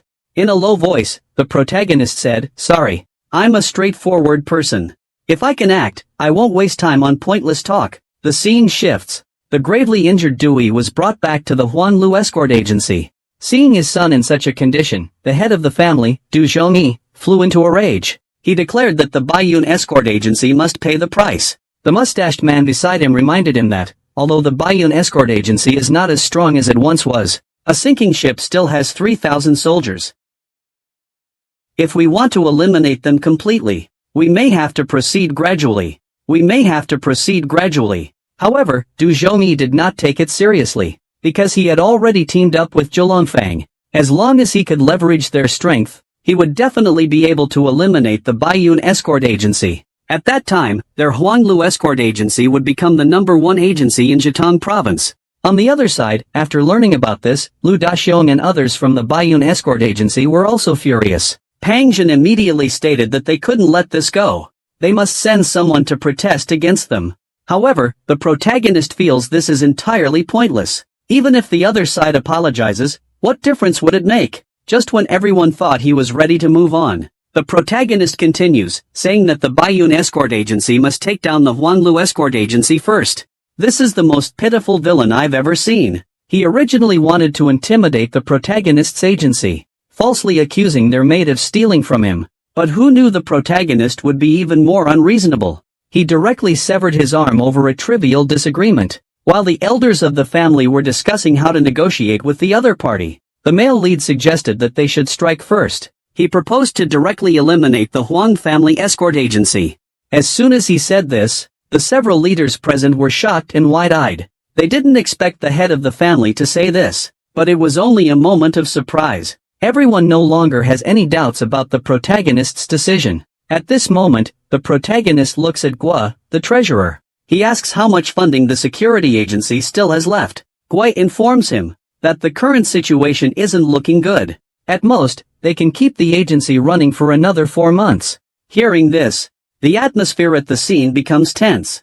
They all know that even though the head of the family has a high reputation now, without money, the escort agency will struggle to operate. Little did they know, the male lead smiled slightly at this moment. Hee hee, it's a bit better than I expected. So let me talk about the next step of the plan. At the same time, a young woman is closely monitoring the movements of the Baiyun escort agency. She is Miss Tang Qingsha, a renowned figure in the martial world.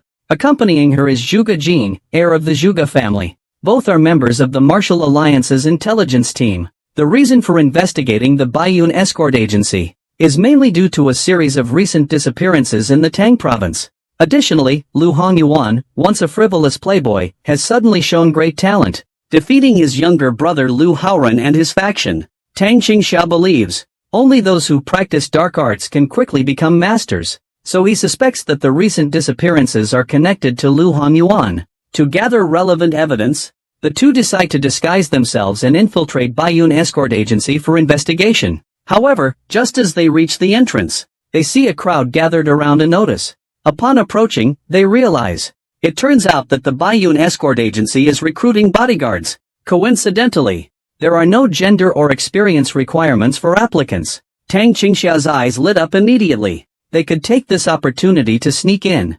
Meanwhile, the male lead is personally interviewing the applicants. And his interview is really just an interview, just a glance. And he chose a frail woman from the four of them. The other three immediately expressed their dissatisfaction. He eliminated us without asking anything. That's so arbitrary. Little did they know, the male lead had no intention of bantering with them. He directly released an overwhelming pressure. He then said in a deep voice, "If you dare to say another word, kill without mercy." Faced with such a simple and brutal response, a few could only leave reluctantly. Not long after, Tang Qingsha and Zhuge Jin also entered as interviewers. Looking at the male lead in front of her, Tang Qingsha was slightly surprised. She didn't expect that the young master Lu Hongyuan had lost so much weight. Moreover, judging from the aura he emitted, only through relentless training can one reach such a level. As Tang Qingsha's mind was racing with thoughts, the male lead suddenly spoke, "Why are you here?" As soon as he said that, Tang Qingsha was instantly stunned. "Ha? What's going on? He knows me?" Right now, he's panicking inside. But on the surface, he forced himself to appear calm. Because she is a daughter. She has never had the chance to fulfill her dream. So she wants to give it a try. However, the male lead did not respond at all. He just silently stared at her. This made Tang Qingsha feel a bit anxious. Logically, her answer should have been the right one. But why didn't the other party react? Seeing that the male lead remained silent, Pang Jin asked aloud, "How strong are you?" Tang Qingsha confidently replied, "My current cultivation level is the initial stage of Absolute Realm." Really? Upon hearing that it was Absolute Realm, Tang Lao's eyes lit up. But at that moment, the male lead suddenly spoke, suggesting he try somewhere else. He then chose to go with the weaker Zhuge Jin beside him. This sudden scene stunned everyone present in an instant. The always proud Tang Qingsha was even more infuriated, questioning her life. She couldn't understand what had gone wrong. Seeing this, Zhuge Jin quickly pleaded for Tang Qingsha. He promised that he wouldn't let the head of the family down. Only then did the male lead reluctantly agree to let him stay as a backup. Beside him, Pang Jin was already stunned, his mouth agape. Letting a master of desperate situations serve as a backup? That's just too arrogant. Upon hearing this, Tang Qingsha was so angry that she almost bit her back teeth to pieces. Seeing the situation was not good, Zhuge Jin quickly thanked her and hurriedly dragged him away. The main character watches the two of them leave in silence. But inside, he's full of doubt. What are they doing here? You'd never guess how extravagant wealthy young masters were in ancient times. Just to enjoy a night of pleasure, they would rent out an entire brothel. While you're still figuring out how to spend Singles Day, he's already surrounded by a crowd of beautiful women. But even more surprising is, with a beautiful woman right in front of him, the male lead still drinks himself unconscious. I have to say, his self-control rivals Sun Wukong picking peaches in the Garden of Immortality. However, just after all the women leave, the male lead suddenly opens his eyes. Then, he gathers his energy. The alcohol vapor in his body was forced out. In fact, he came here just to find a place to avoid suspicion. The protagonist raised his hand with a gesture. At the same time, he muttered, "Stand-in." In the next second, someone identical to him appeared before him. The protagonist instructed the double to stay here and keep sleeping. while he seized the chance to go somewhere. The scene shifts. In a basement on the outskirts of Southern City, lies a secret prison within Kowloon Square, used to detain women they've kidnapped. Kowloon Square continues trafficking people this way, amassing vast wealth in the process. The bald guard approaches one of the female prisoners. His lecherous expression says it all. He's planning to handle it personally. The woman in front took a COVID test. Just as she was about to draw her gun, she suddenly sensed some movement behind her. The moment she turned around, she saw a flash of cold steel. In the next second, her head was completely severed from her body. The one who did it was the male lead. Although this place is very secluded, in another timeline, he has already gathered extensive intel on the bloodshed and secret prisons like this one.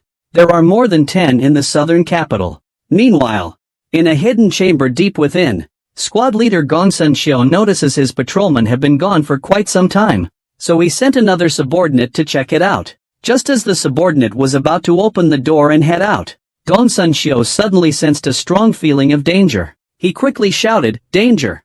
But it was all too late. The confused subordinate had already opened the door by this point. The next second, a hidden weapon suddenly shot out from the darkness, taking him out instantly. Gong Sun-shio took a look, and immediately had everyone prepare for battle. He instinctively thought that since the other party dared to make a move here, they must have brought a lot of people. However, he discovered that only one masked person walked out of the darkness. Seeing this situation, Gong Sun-shio couldn't help but laugh. Daring to come here alone to cause trouble is simply courting death. Yet the protagonist stares at them coldly and says, "Sorry, you're surrounded by me." Watch closely as he faces a dozen martial arts masters alone, arrogantly declaring, "You're already surrounded." With that, he waves his hand. 2 halos appeared beside him. The next second, countless ancient spears shot out from the halos. However, the people from Julongfang were far from the capabilities of those petty minions from the Chiyun Pavilion. In their view, the male protagonist's technique was simply not worth mentioning. Left with no choice, the male protagonist had to choose to take action himself. The 3 bald men looked on. The little sorcerer actually dares to act tough in front of them. They immediately want him to know what it means to bully the weak with numbers. But in the next second, the 3 of them hadn't even reacted before the male lead kills them with one sword strike. Seeing this scene, Gong Sun-shio was also somewhat surprised, but there was no sign of panic at all. In his eyes, the male lead is just a person. No matter how powerful, he can completely use a war of attrition to gradually wear the opponent down. As long as he waits until his internal energy is fully exhausted, at that time, he can easily take control. However, what Gong Sun-shio didn't expect was, after waiting for a long time, the other party showed no signs of fatigue at all. This kid is like a bottomless pit. His inner strength seems inexhaustible. Not only that, he even comprehended the sword force during the fight. Everyone's eyes widened at the sight of this. Where did this monster even come from? At this moment, Gong Sun-shio realizes he can't let this continue. Otherwise, the opponent will be just fine. I will be exhausted here first. I will change tactics immediately. I will have all my subordinates use their ultimate moves. We must achieve a one-hit kill. However, the male protagonist who has already grasped the sword intent is comparable in strength to Yuan Fei. He swung his sword. A fierce sword energy spread out in all directions. In an instant, all the little karamis were cut in half by him. Looking at the scene before him, Gong Sun-shio was both shocked and furious. He never expected that his entire team would be wiped out by this kid alone. Just as he ground his teeth in anger, he suddenly heard the male lead laughing and saying to Gong Sun-shio, "Should I call you the team leader's dog instead?" Upon hearing this, Gong Sun-shio was suddenly startled. He hadn't expected the other party to even know this. "Since that's the case, there's no way I'm letting you leave here alive today." As he spoke, a sinister aura suddenly erupted from Gong Sun-shio's entire body. The next second, his body began to gradually transform. In the blink of an eye, he had completely turned into a lizard-like monster. Suddenly, it lunged forward and pounced fiercely at the male lead. The male lead remained completely unaware. He immediately prepared to counterattack. At that moment, Gong Sun-shio's eyes suddenly glowed red. The male lead felt something was wrong. He quickly stepped back. Looking back at his original position, a bald corpse had turned to stone in an instant. Seeing this familiar skill, The protagonist immediately guessed the enemy's identity. So, this guy was that lizard-like creature. How powerful was he? With just a glare, he could turn anyone completely to stone. The creature's skin is as hard as iron. Ordinary weapons break upon contact. And if you're unlucky enough to be touched by its saliva, you'll be corroded until nothing remains. The protagonist is slightly surprised, as these were skills the monster mastered in his past life. Yet here they are again, in this world. It's truly bewildering. But the top priority is to eliminate this menace first. The male lead made a swift move. He took out the melting poison lotus from the subspace. This move indeed surprised Gonsun-cho a bit. He didn't expect that the other party actually had the ability to retrieve items from a distance. Could he be a master from the western regions? But no matter what, he must dismantle this kid today. With that thought, he pushed off with his foot, and lunged swiftly at the protagonist. However, this time he didn't see the weapon shatter as expected. The opponent actually blocked the strike with a scythe. Only then did he realize that the weapon in the protagonist's hand might be a legendary artifact. Fortunately, it wasn't a sword. Right now, the protagonist can't unleash sword energy or blade techniques. Just when Gonsun-cho let out a sigh of relief, he suddenly saw a faint smile appear at the corner of the male lead's mouth. A wave of inexplicable fear surged in Gonsun-cho's heart.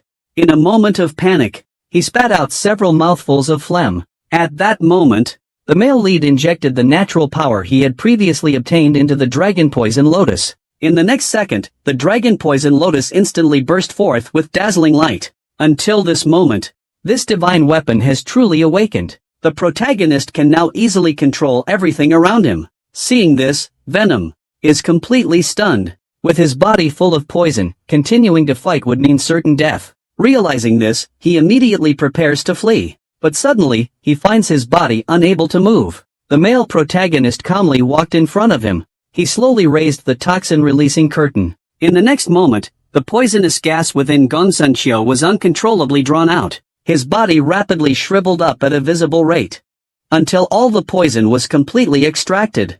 Only then did the male protagonist fully eliminate him. Silver defeated the snake monster. He obtained a magic stone, unlocking new skill, invisibility, reviving the misty blood gorilla. Hearing a series of system notification sounds, the male lead was quite surprised. What surprised him even more was that the poison lotus actually absorbed the opponent's abilities, gaining a new skill. However, the male lead didn't have much time to study these right now. He needs to take care of things here as quickly as possible. After that, he still has to rescue the women trapped here. Relying on memories from an alternate timeline, he walks up to a wall. As one of the bricks is pressed in, a large door beside him slowly opens. Inside, there's a mountain of gold and jewels. It's also one of his main objectives on this mission. The male lead destroyed the secret prison in Kowloon City. He freed the women who were imprisoned there. Then he used a subspace to clear out all the gold, silver, and jewels inside. After learning this news, Master Yen Tianxia was furious. He questioned his subordinate Gonsun-cho about where he had gone. However, the second in command, MANHUA, was also baffled. He only found traces of Gonsun-cho's battle at the scene but saw no bodies. He speculated that it might be the organization that Gonsun-cho betrayed that killed everyone. Yen Tianxia nodded ambiguously. No matter who did this, he must get to the bottom of it. Otherwise, if outsiders found out about their human trafficking, he would be completely finished. Thinking of this, he immediately ordered everyone to set out to investigate. Meanwhile, the male lead, who had become rich overnight, was busy buying land, preparing for his next step. But the place he set his eyes on was just a wasteland. His attendant, Wang San, was utterly puzzled. Why would the master come to buy land in this godforsaken place? How could he have known that the protagonist already knew everything that would happen in the next 5 years? In his eyes, this place was a treasure trove. He was so eager to pay and get the paperwork done immediately. Hearing this, the agent was overjoyed. He thought, where did this big fool come from? The main character quickly finished the paperwork and prepared to head home. On his way back, he noticed a thatched hut by the roadside. He went inside to take a look. He discovers that this is a small workshop for making farming tools. At this moment, an old man with white hair is busy forging iron. Seeing someone come in, he asks the male protagonist what they need. As a result, the male protagonist says he wants to buy a sword. Upon hearing this, the old man directly places the male protagonist in the category of fools. He no longer pays him any attention. At that moment, a young man suddenly stepped forward. "Excuse me. Our shop doesn't do quality inspections," he said, and began recommending items to the main character and his companion. "But the tools my grandfather makes are top quality, absolutely reliable. Feel free to pick one." Little did the male lead know, after hearing this, he actually began to seriously select. Before long, he had picked out 10 farming tools and placed them on the table. Seeing this scene, a hint of surprise flashed in the boy's eyes. However, it was quickly hidden away. After the male lead finished paying, he did not linger any longer. He simply took his leave and left. However, just as they stepped out the door, the expressions on the grandfather and grandson's faces instantly grew solemn. Clearly, they were not as simple as they appeared. As expected, late at night, the old man, who was called Grandpa, was now kneeling before the young man. He respectfully addressed him as grandmother. "That kid from earlier must have come prepared. He seems to know your identity." Hearing this, the young man slightly furrowed his brows. A powerful aura suddenly radiated from his entire body. "Wu, you said, Wang Gong Wang? Didn't I tell you not to use that title?" Notice how this old man, with snow-white hair, is kneeling before a young girl, and even respectfully calls her grandmother. It turns out this young woman is the founder of the artisan guild led by Hao Tai Tang. She's also known as Lady Bai, the Iron Monster, by martial artists. She crafted 2 legendary treasures. One is held by the Martial Alliance leader, and the other is an accessory of the demon cult leader. Thus, she has become the #1 enemy of both factions. Having lived nearly a century, she regained her youth in her later years due to a miraculous encounter. Afterward, she started hiding in various places, disguised as a little girl. But the protagonist's actions made him suspect his identity might have been exposed. Huang Gongwang, standing nearby, suggested just getting rid of the boy, to prevent any leaks. However, Madame Bai thought it was unwise. Although the farm tools he chose were all handcrafted by her, it wasn't enough to make such a decision. It was indeed a bit hasty. And once we make a move, it could very likely draw the attention of the Martial Alliance and the Demon Sect. But he won't just sit and wait to be defeated. He immediately ordered all spies to monitor the protagonist's movements. Meanwhile, the protagonist is in the carriage, examining the sickle he bought. Although on the surface it's just a farming tool, it's different with the system on his side. He immediately recognized it as an extraordinary weapon. Plus, there was that overwhelming force of nature coming from the other person. The protagonist concluded he must be the legendary White Second Bird. But to avoid unnecessary trouble, he chose not to reveal it on the spot. After all, he had already bought that land. There would be plenty of chances to interact with him in the future. For now, the priority was to prepare to confront the bloodshed. He must collect more extraordinary martial arts, then create a unique technique of his own, to enhance the natural power within. With this in mind, the male protagonist decides to visit Mount Tianmu soon. The scene shifts. After returning to the escort agency, he immediately summons all the hall masters for a meeting. He needs to settle all matters before setting off. In recent days, White Cloud Escort Agency has been progressing well in every aspect. The only issue is that the new guards lack basic skills. Moreover, the agency's martial arts manuals were destroyed during the Crimson Cloud Pavilion uprising. So now, there's no suitable internal training method for them. Upon hearing this, the male lead realizes that if it's just foundational training, he could write a manual for them to practice. As soon as these words were spoken, everyone was stunned. Did you think this was writing a novel? Like you could just make it up so casually? But out of respect for the head of the family, they didn't voice any objections. At this moment, the protagonist looked at Pang Jin and asked, "Did you get what I requested earlier?" Hearing this, Pang Jin took out a booklet and handed it over. This is a mission that spans 5 to 10 years. Hearing this, the others looked a bit puzzled. Aren't these the jobs we always turn down? Even though the pay is high, it often comes with significant sacrifices. However, the protagonist ignored everyone's concerns and continued searching through the orders in his hands. Soon, he took out a list with Tianmu Mountain written on it. He laughed and said, "Let's take on this task." The man, determined to revive the escort agency, intended to complete an impossible mission. When Pang Jin saw it was the Tianmu Mountain order, he quickly warned, "This task is too dangerous. Besides, we don't have enough markers to complete it now." To his surprise, the protagonist gave a mysterious smile and said, "You're wrong. We already have a group of escorts who can handle things independently." Cut to the next scene. Tang Xingxia and Zhuge Jin are chatting idly in the courtyard, bored. Ever since they joined the Baiyun escort agency, it feels like they've been forgotten. They're never assigned tasks, nor does anyone train them. What puzzles Tang Xingxia even more is, Lu Honyuan's hiring standards are truly baffling.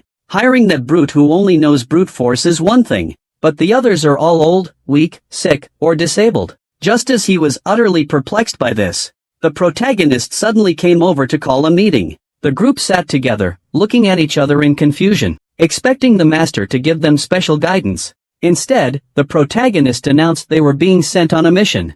Hearing this, Zhuge Jin was stunned. He quickly reminded, "But we haven't been trained yet." The protagonist responded with a faint smile, "Your skills are good enough. The rest of your training will be on the battlefield." Blondie asked, puzzled, "What mission are we undertaking?" The protagonist looked at everyone and declared, "Assist Tian'an Bank with their getaway." As soon as those words were spoken, Tang Xingxia couldn't remain calm. Isn't that the largest bank in Central Plains? Could it be that our mission is the Tianmu Mountain coordinates that shocked the entire martial world 5 years ago? That's right, the client is the bank owner of Tian'an Bank, Ji Junpin. This person is proficient in music, chess, calligraphy, and painting. Moreover, he comes from a prominent family. Yet he still chose to run a bank that scholars look down upon. And with his extraordinary economic acumen, he steadily made his bank the #1 in Central Plains. But because of a certain habit, his reputation kept worsening. That habit was his desire for something he wanted. Even if it cost tens of thousands, he had to have it. And for this delivery, all he had to do was bury the oak box on the peak of Tianmu Mountain, take a branch from the blue sacred tree to him, and the task will be complete. As a reward, he will give the couriers 10% of Tian'an Bank's revenue. However, the summit of Tianmu Mountain is sacred to the Deer Spirit Alliance. Many sects have attempted this journey before, but in the end, under the Alliance's fierce retaliation, they were all annihilated. Now, when the male lead says to go to Tianmu Mountain, everyone shows a look of shock. This is not a mission at all. It's simply a death wish. However, the male lead looks at everyone with a relaxed expression. "Don't worry, I will be going with you this time too. And I don't need any cowards who will run away at the last moment. If anyone wants to leave now, I will never stand in the way." For a moment, everyone fell into silence.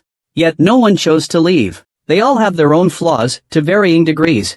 Rejected by society. And now, after so much effort, they finally have a place to belong. No one is willing to give it up. And Tang Xingxia is investigating the male lead. In the end, we decided to go together. Seeing this situation, the male lead smiled slightly. Actually, there was no need to alert Lu Lingmeng, because I had already discovered a shortcut. The male lead actually intended to take a group of the old, weak, sick, and disabled to challenge Tianmu Mountain. Tang Xingxia thought he was simply crazy. You have to understand that everyone who challenges Tianmu Mountain is bound to never return. However, the male lead was unconcerned.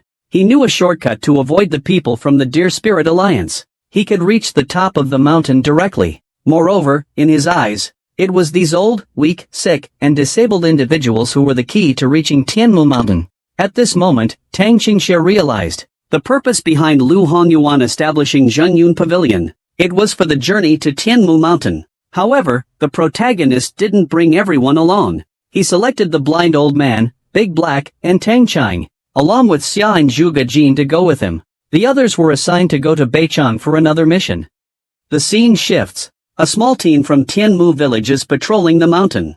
They've already received news that the Baiyun escort agency will soon invade the mountain, so the entire village heightened its defenses. At that moment, a young Karami suddenly sensed something moving nearby, but upon seeing it was a cliff, he didn't think much of it. What he didn't know was that a few people were slowly climbing up the cliffside. It was the main character and his group, because Big Boss Hey couldn't use the gecko swim to attack directly, so he and the old man Xia Yan can only be dragged by the male lead. But even so, their speed is still not slow at all. This made several people marvel at the male lead's strong inner strength, but they didn't know that the male lead actually didn't know any lizard skills. The reason he can move freely on the wall is entirely due to the natural power within him. Before long, they arrived in front of a concealed cave.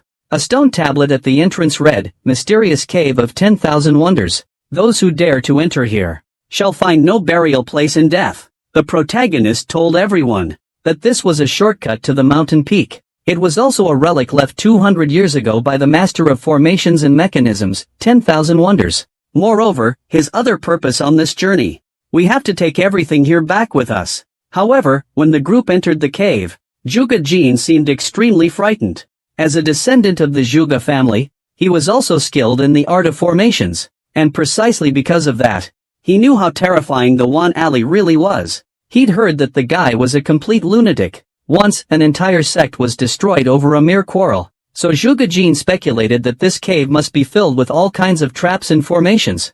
Going in recklessly would be suicide. Yet, after hearing this, the protagonist only gave a faint smile. Don't worry. I specifically chose people skilled in disabling traps and formations. Just as he finished speaking, Juga Jin, terrified, pointed ahead. A few people over there followed his gaze.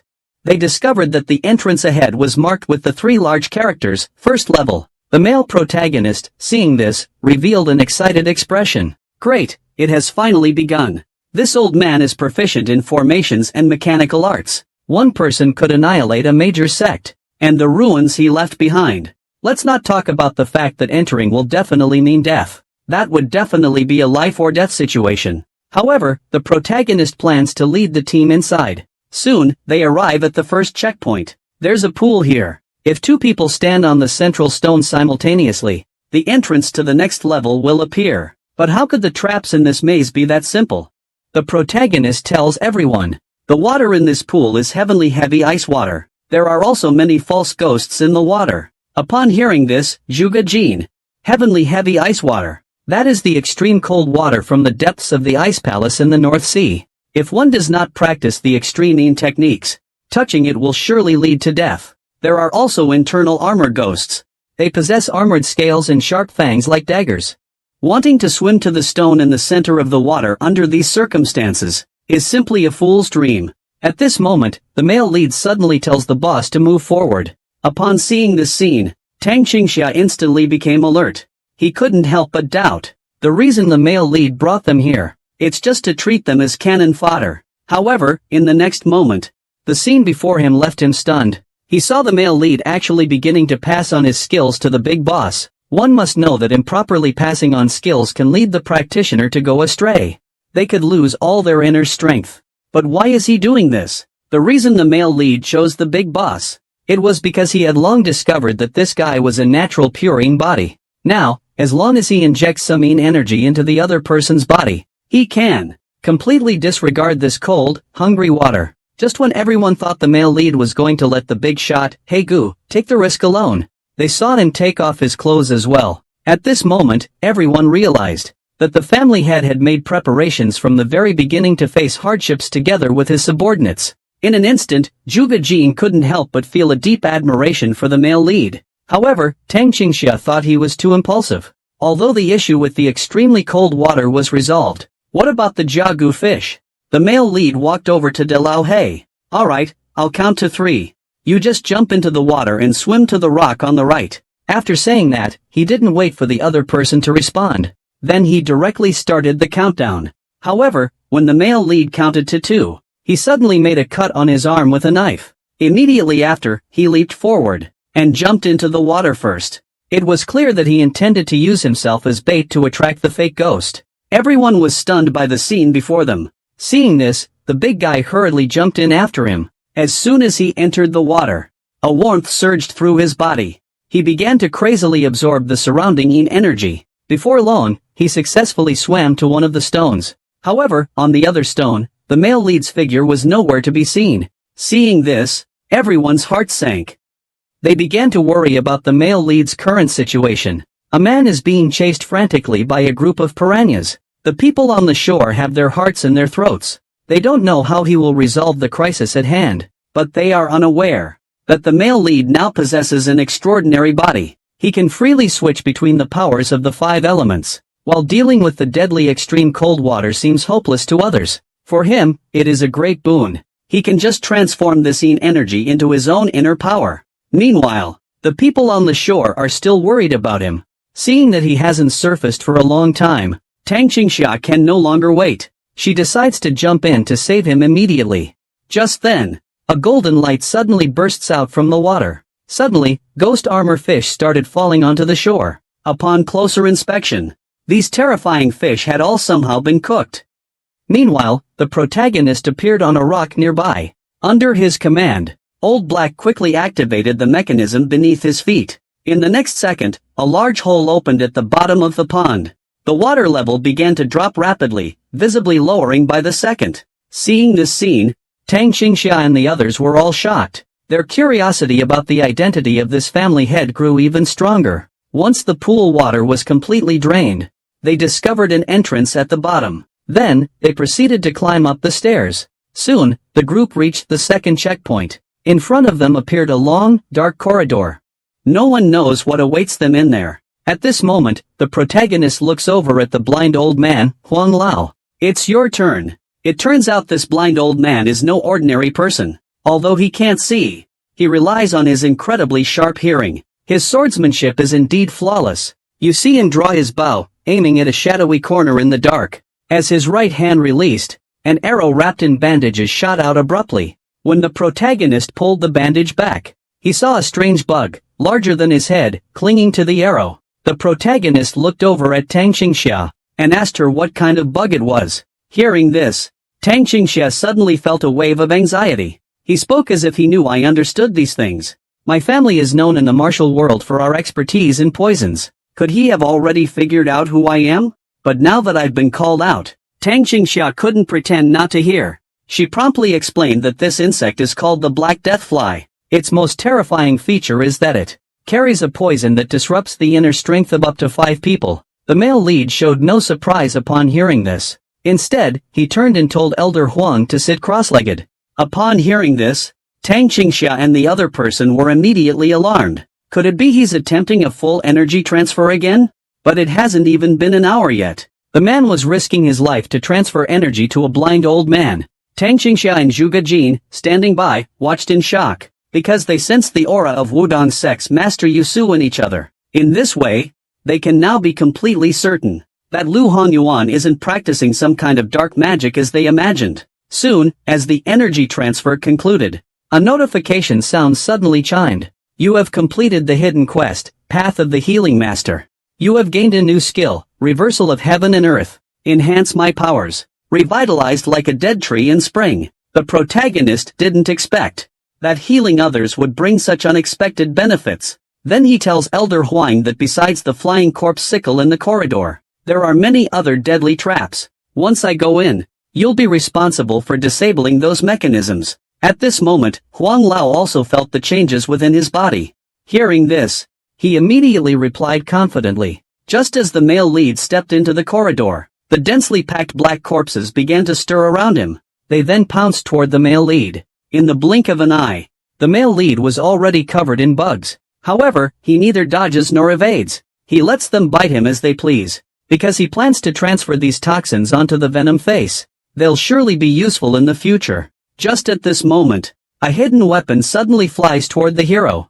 But just as it nears him, it's deflected by a swordsman who appears out of nowhere. Huang Lao once again drew the bow and nocked an arrow. He kept a close watch on the male lead's movements. After the recent treatment, although his eyes were not completely destroyed, he could miraculously see the surroundings. This included the darkness that ordinary people could not perceive. In this way, no matter how many hidden traps there were, under his flawless swordsmanship, they were all neutralized one by one. This scene left Tang Xingxia and her companion stunned. They hadn't expected this blind old man to be so powerful. With Mr. Huang's help, the protagonist easily reached the end of the corridor. As the stone door slowly opened, a beam of light shone down on him. In the next moment, all the dark sides instantly turned to ashes.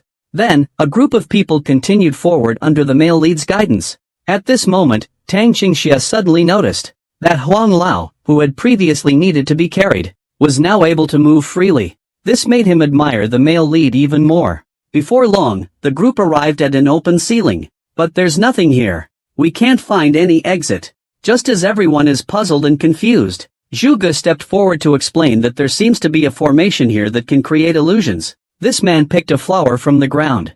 Then he jumped up and cut a piece of stalactite.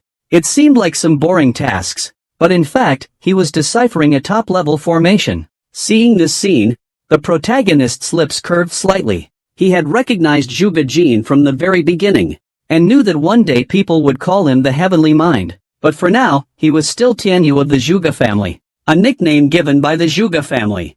It meant the most foolish person in the world. Besides having no talent whatsoever, his spirit was also greatly diminished. Zhuge Jin did nothing but indulge in pleasure every day. So, even as the second son of the head of the Zhuge family, he was still assigned a nominal position by the family. But in truth, this was not Zhuge Jin's true character. In his youth, he was too outspoken, causing his mother to face constant exclusion. So, he decided to hide his talents. After the Zhuge family was massacred by the blood cult, he, the sole survivor, decided to no longer keep a low profile. Using his abilities, he became the chief strategist of the anti-blood cult alliance. After achieving several major victories, he was hailed by the world as the Heavenly Brain. But in the end, he still couldn't escape a warrior's death. Just as the protagonist was lost in thought, Zhuge Jin had nearly broken the formation. He pointed in one direction and said that stone was the formation's core. As long as he is destroyed, the entire formation will collapse. Upon hearing this, the male lead walked straight up to the stone. Without saying a word, he threw a punch. The powerful force instantly shattered the boulder. When the dust settled, a large door appeared before everyone. Take a closer look. Above the door, there seems to be an inscription. Only those willing to risk everything may enter the final gate. Clearly, this was a warning left by Wan Shangzi. It also suggests some unknown danger awaits beyond the door. At this moment, Tang Qingxia suddenly stepped forward. She said that so far she hadn't been able to help at all. This time, she should be the one to go in. However, the male lead directly refused her. I brought you here to gain experience. Stop talking nonsense. And my strength is greater than all of yours. Of course, I'm the one going in. Having said that, he didn't wait for a response. He walked straight toward the door. Tang Qingxia also understood in her heart the reason the male lead said this. He just didn't want them to risk their lives. After repeated hesitation, he took out a delicate bamboo tube and handed it to the protagonist. Inside were needles coated with a paralyzing poison. You can use them as concealed weapons. When seriously injured, you can also use the poison to numb the wound, reducing the pain. The protagonist didn't expect Tang Qingxia to lend him her exclusive hidden weapon. If the Tang sect finds out about this, I'm afraid they will execute him immediately. However, since it was the other party's sincere intention, he didn't decline too much. After putting away the syringe, he turned directly towards the main door. He didn't have too many worries. After all, he still had many hidden methods he hadn't used yet. When the male lead enters the door, he discovers that this is a sealed stone chamber. In the center of the chamber, there lies a creature that looks like a four-legged lizard. Upon seeing someone come in, it slowly stands up. The two pairs of wings on its back gradually spread open. Look at this posture. He seems to have already marked the protagonist as his prey. The final stage of the Mirage Cave is a winged serpent demon. Facing this fierce creature, the protagonist dares not let his guard down. He plans to unleash his ultimate move. As he presses both hands to the ground, skeletal warriors emerge from the magic circle one by one. At the command of the male lead, the skeleton army immediately charged at the snake demon. However, the snake demon's strength was even greater than anticipated. Even with so many skeleton warriors attacking together, they couldn't break through its defenses. At that moment, Lu Hualang leaped forward with his sword. A flash of lightning was seen. One of the serpent demon's legs was forcibly severed. Will he speak or not? It all depends on Master Lu. Seeing that there's a master on the other side, the serpent demon knew he couldn't fight head-on. He decisively spread his wings and took to the air. With this move, even if Master Lu were stronger, now we can only stare blankly. At this moment, the snake demon's aura suddenly surged. It then opened its large mouth, with a roar directed at those below. In the next second, a powerful force slammed down to the ground, instantly crushing several skeletal warriors. The male protagonist saw this. This definitely can't go on. I must summon a follower with flying abilities. Thinking of this, he quickly activated his resurrection skill. He summoned Gui Yunshan and Gongsun Xiu, because these two guys already belonged to the ranks of monsters. When they were killed by the male lead before, they automatically became followers. As soon as the male lead gave the order, Gui Yunshan and Gongsun, Kalama launches an attack. Seeing this, the snake demon slightly raises the corner of his mouth. Clearly, he doesn't take these two seriously. Just as he prepares to gather strength again, a strong sense of danger suddenly strikes from behind. He turns to look, only to find that one of them has somehow appeared above him. Hui Yunshan made a move. Countless sharp spikes formed from blood shot out rapidly. The snake demon was caught off guard. It fell directly to the ground from the air. Before it could react, Gong Sun Qiu, who had been waiting below, immediately pounced. Not caring whether it was clean or not, he went in for a serving of snake sashimi. The remaining skeletal warriors saw this, and rushed in to deliver the finishing blow. At that moment, the serpent demon's eyes suddenly flashed with a fierce light. In the next second, his body was instantly engulfed in flames. It turned out the serpent demon knew his time was short, so he planned to self-immolate to take his opponent down with him. However, before he could act, a cold light suddenly descended from the sky. The male protagonist held a long sword, and stabbed down at the head of the snake demon. At that moment, a system prompt sounded. You have defeated the monster. Feathers has gained the item Inner Pill, the skill Guillotine has been unlocked, the skill Berserker's Curse has been unlocked, the skill Plunder Seal has been unlocked, and the Toxic Lotus is absorbing the demon's abilities. The Toxic Lotus has gained a large amount of natural power. The natural power absorbed by the Toxic Lotus has exceeded the critical value. The Toxic Fusion Lotus has reached S level. The protagonist didn't expect that. After defeating the serpent demon and the flying fish, he would gain a large amount of nature's power. With this, the Toxic Fusion Lotus was instantly elevated to S level. At the same time, since the flying fish is part of the demon hunters, after being killed by the male lead, he has now honorably become a member of the undead army. He then focused his thoughts, and all the followers disappeared. Next, the male lead began to search for an exit. As far as the eye could see, there were only walls around him, so he planned to use the power of nature to investigate whether there was something unusual inside the walls. Sure enough, behind one of the walls, he discovered a clue. However, when the protagonist walked through the opening, he found it was a dead end. Just as he was puzzled, an old voice suddenly sounded behind him. What are you looking around for? There are no corpses here. The male protagonist was taken aback. He quickly turned around. To his surprise, he saw an old man's spirit staring at him. However, judging by the other party's appearance, it seemed he had no ill intentions. The male protagonist tentatively asked, "Are you Wang Xiangzi? Isn't that a question you already know the answer to?" Wang Xiangzi replied, "I have calculated a divination. I found it inappropriate to place the body here. It seems now that if I weren't knowledgeable about the mysteries of the heavens, I might have become your subordinate by now." Saying this, he slowly extended his hand and said, "Although I hate those who mock the dead, for the sake of eradicating evil in the world, I can also turn a blind eye." Seeing this situation, the protagonist steps forward and grasps the other's hand. The next second, he feels a surge of pure energy flow into his body. Wan Xiangzi continues, "I'm a once-in-a-millennium prodigy. For someone like you, who's never encountered formations, it's hard to reach my current level. So I've divided my knowledge into two parts.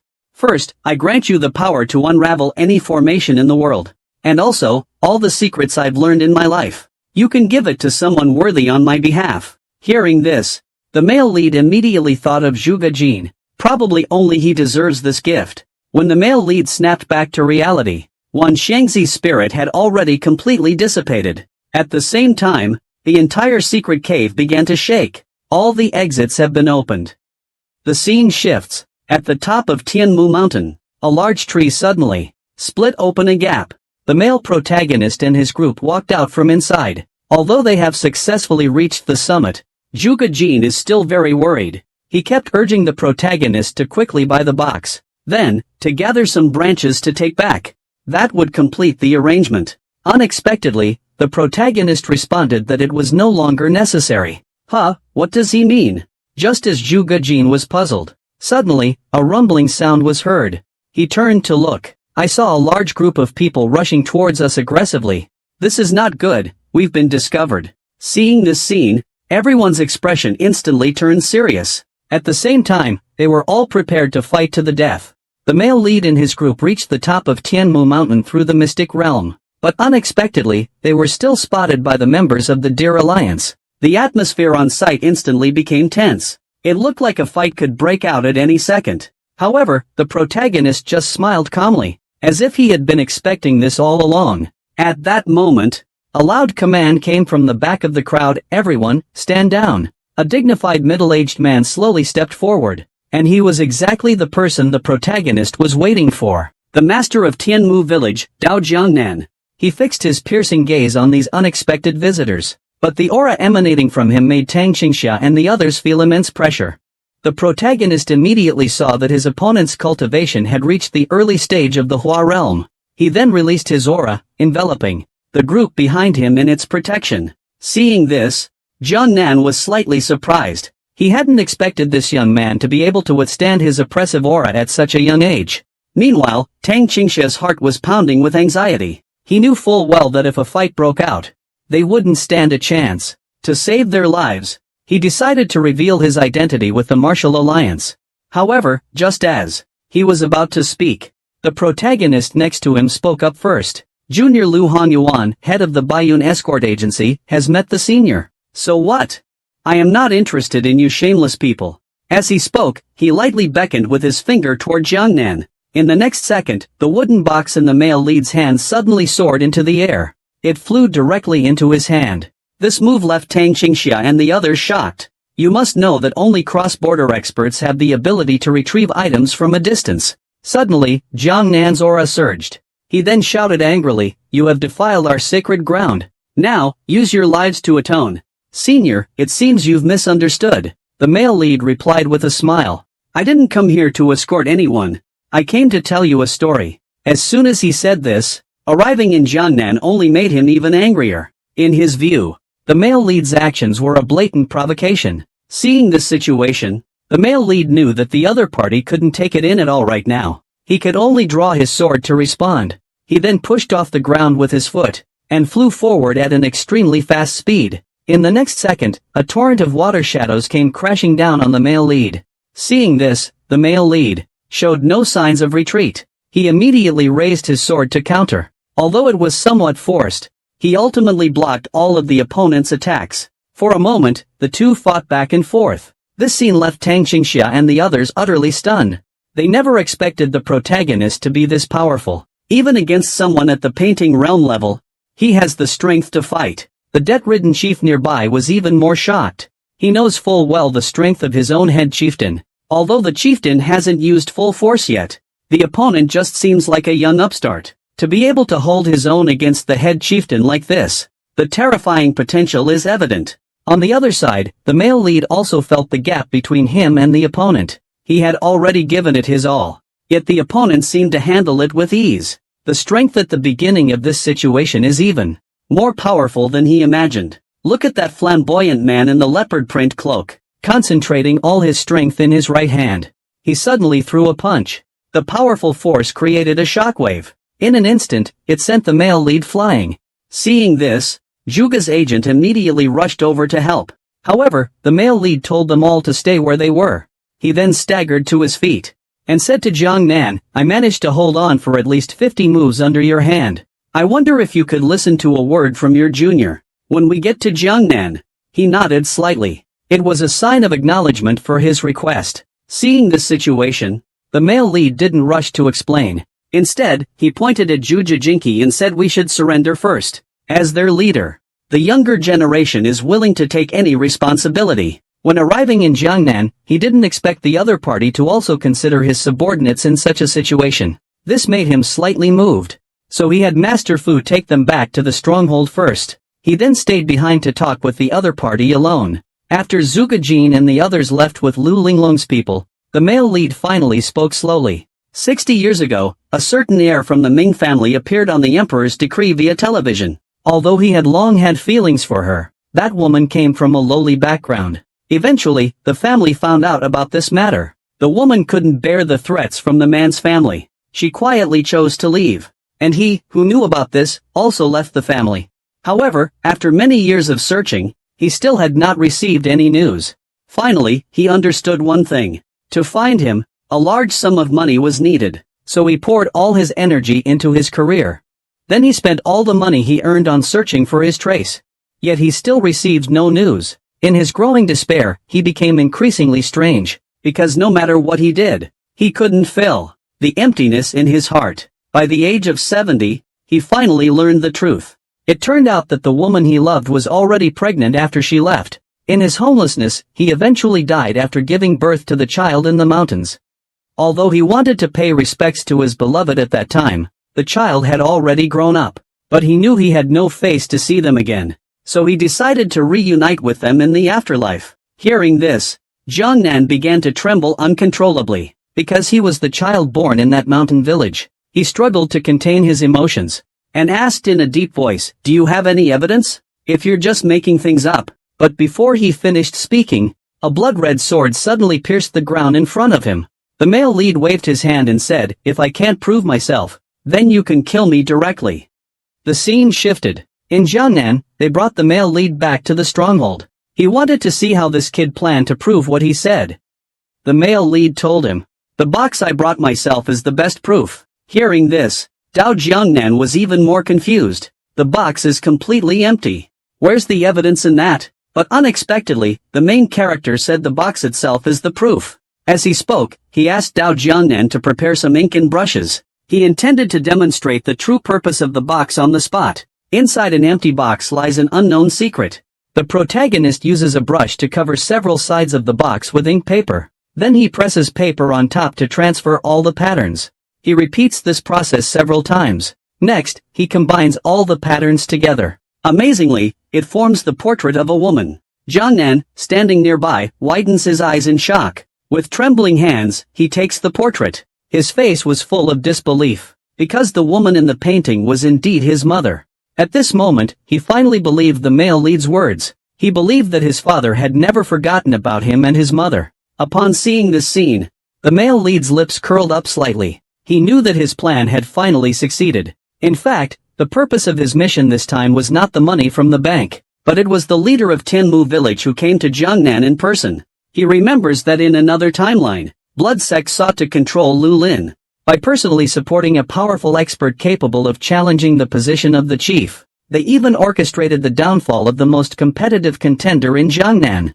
Then, they intensified the conflict between Tianmu village and Tianen Bank, causing these two forces to fall into a prolonged internal struggle. In the end, Jiangnan destroyed Tianen Bank. But upon learning that his biological father is Ji Junping, the guilt of killing his own kin left him restless for a lifetime. In the end, he succumbed to endless pain and despair. Now, the male lead must rely on the prophet to change the future of Jiangnan, because in order to stop the bloodshed in the future, he will still need the power of Jiangnan. At this moment, Jiangnan looks at the male lead, his gaze filled with gratitude. Ask him what he wants as a reward. To everyone's surprise, the male lead declined. It's just a small favor. The junior has no other desires. It's just that after climbing to the top of the mountain with great difficulty, and having fought fiercely with the senior, I now feel exhausted. I just want to ask you for a cup of wine. Is this enough? Upon arriving in Jiangnan, he never expected the protagonist to help him resolve a years-long burden. Now, you're actually asking for nothing in return. Until this moment, he finally truly acknowledged the young man before him. Meanwhile, Tang Qingxia and the others anxiously waited for the outcome, unsure of the protagonist's current condition. Just then, the door to the room was suddenly pushed open. Jiangnan stepped out from inside. He then addressed everyone in the stronghold, saying loudly, "Bring out the best wine and food to welcome our honored guest. Today, I, Jiangnan, have fulfilled a lifelong wish and gained a true brother. No one leaves sober tonight." The scene shifts, and the entire Tianmu village is filled with laughter and joy.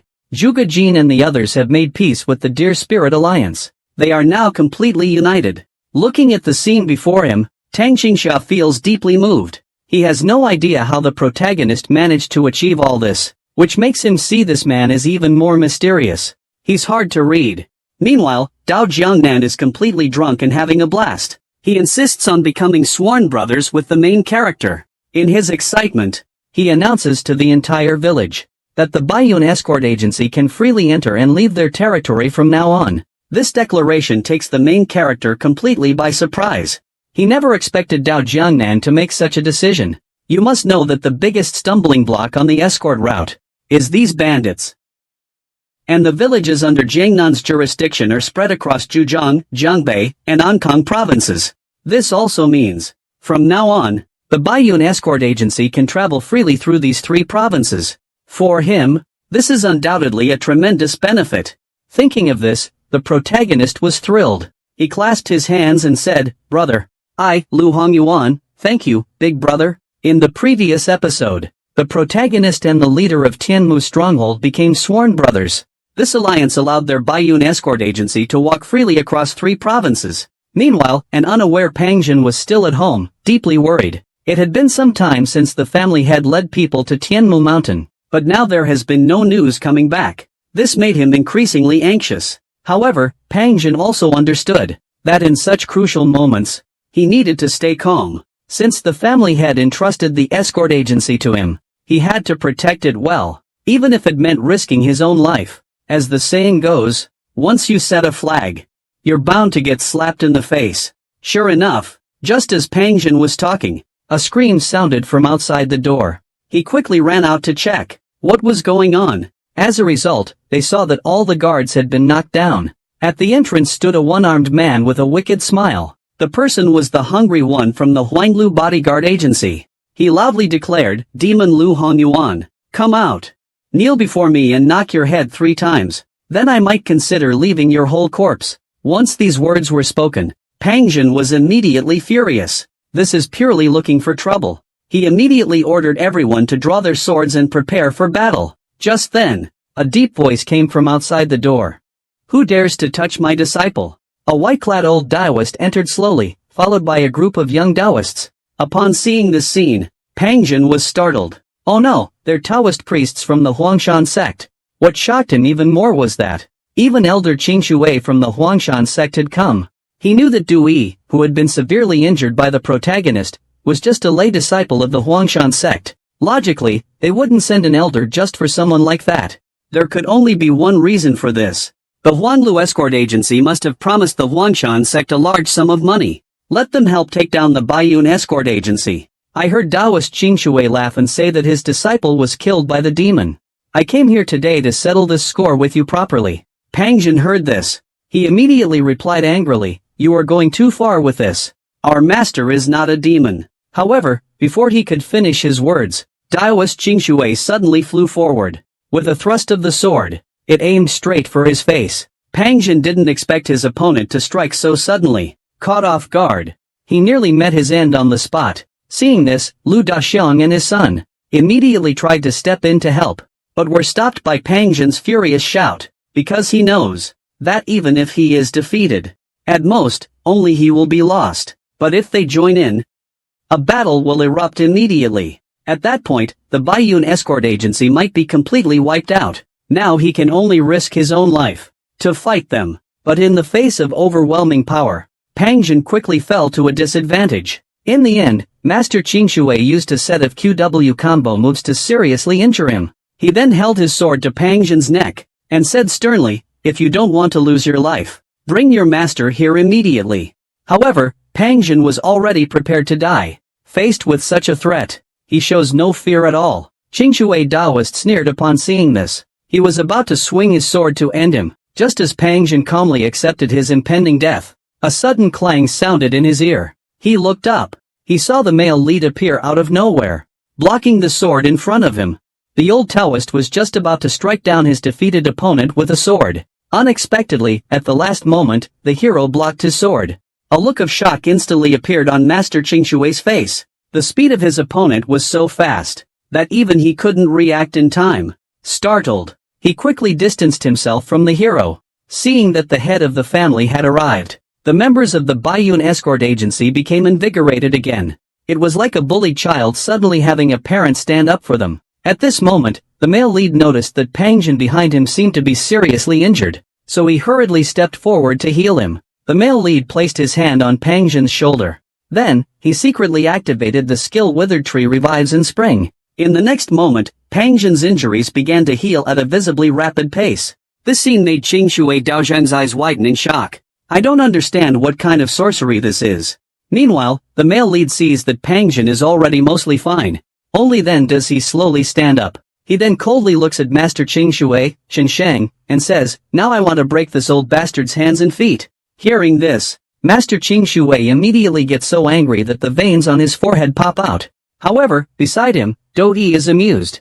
He knows very well that his master is a narrow-minded person who holds grudges. Now the protagonist is boasting arrogantly in front of him. He's undoubtedly digging his own grave. Suddenly, Master Qingshui's aura intensifies sharply. He stomps down with one foot and charges toward the protagonist at incredible speed.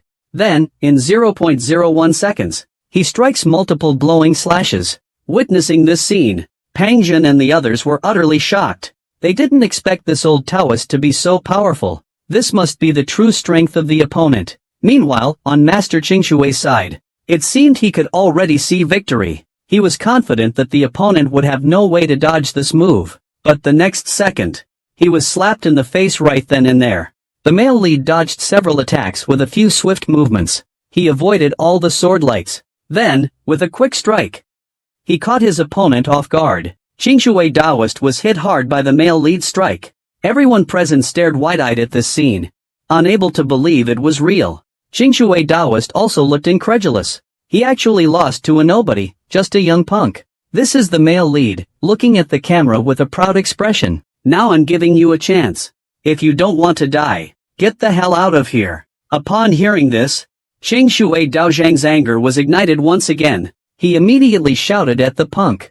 "Don't get too cocky." With that, his entire aura suddenly turned eerie. Seeing this, a look of seriousness gradually appeared on the protagonist's face. Without wasting a word, the two charged at each other once again. But just then, a bolt of lightning suddenly struck down from the sky. They were interrupted. He looked closely. What had just fallen was actually an arrow. However, when Qingshui Daozhang saw the arrow, his face was instantly filled with shock, because he recognized that this arrow was the Tang Lei sword. A bolt of lightning descended from the sky, interrupting the battle between the two. After seeing the flash of lightning clearly, the old Taoist was momentarily stunned. He recognized the arrow as the Tang Thunder Sword, the Tang family's final warning before declaring war. Realizing this, he quickly looked around, trying to spot any members of the Tang family. Instead, he saw an ordinary-looking woman approaching him, holding the Tang Thunder Sword. But in his impression, the Tang family didn't seem to have this person.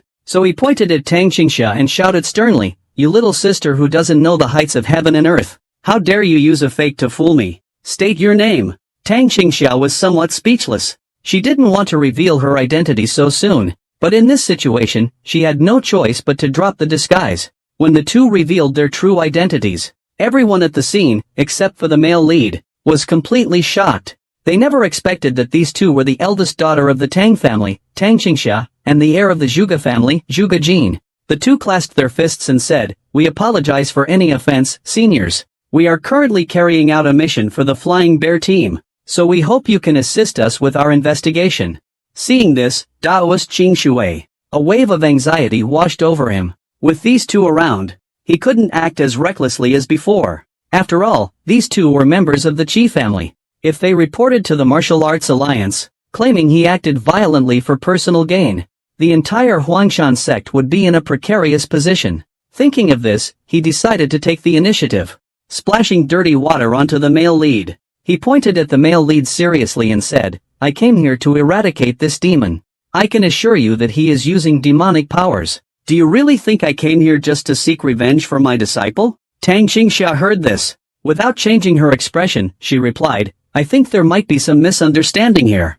The Lu family head is our partner in the Flying Bear Brigade. He is also the savior of the Tang family." At these words, Taoist Qingshui felt a jolt in his heart. He never would have thought that the mere leader of an escort agency would actually have ties with the Flying Bear group, and even be the Tang family's savior. This was truly a disaster. Attempting to harm the Tang family's benefactor, challenging the authority of the Tang family is the same as challenging humanity. Don't say it's done by his own hands. Even the entire Huangshan sect cannot bear such responsibility. After weighing the pros and cons, although Taoist Qingshui is unwilling, he can only grit his teeth and say that there seems to be a misunderstanding between us. For the sake of the Tang family's reputation, let's just forget about today's matter. With that, he led his disciples and prepared to head back. But unexpectedly, Do-yi, oblivious, called out to her master, "What about my revenge?" Before she could finish, she saw the murderous glare in Taoist Qingshui's eyes.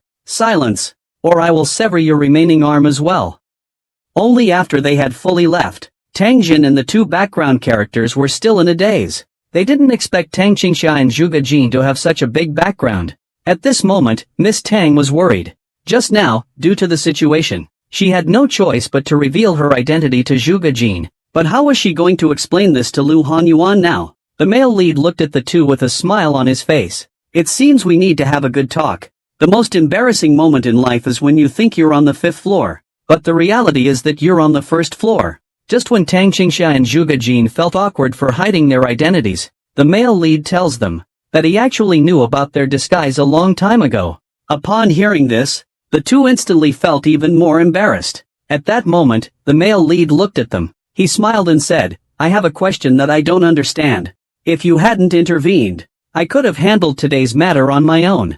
But why did you risk exposing yourselves to help me? Was it to protect Taoist Master Qingxue, a fellow member of the Wuling Alliance? Or did you just want me to owe you one? You misunderstood." Tang Qingxia replied, "I have no interest in that kind of greedy person. Besides, I don't want the family head to owe us a favor. That's why I'm doing this. In fact, I'm helping you." "Helping me?"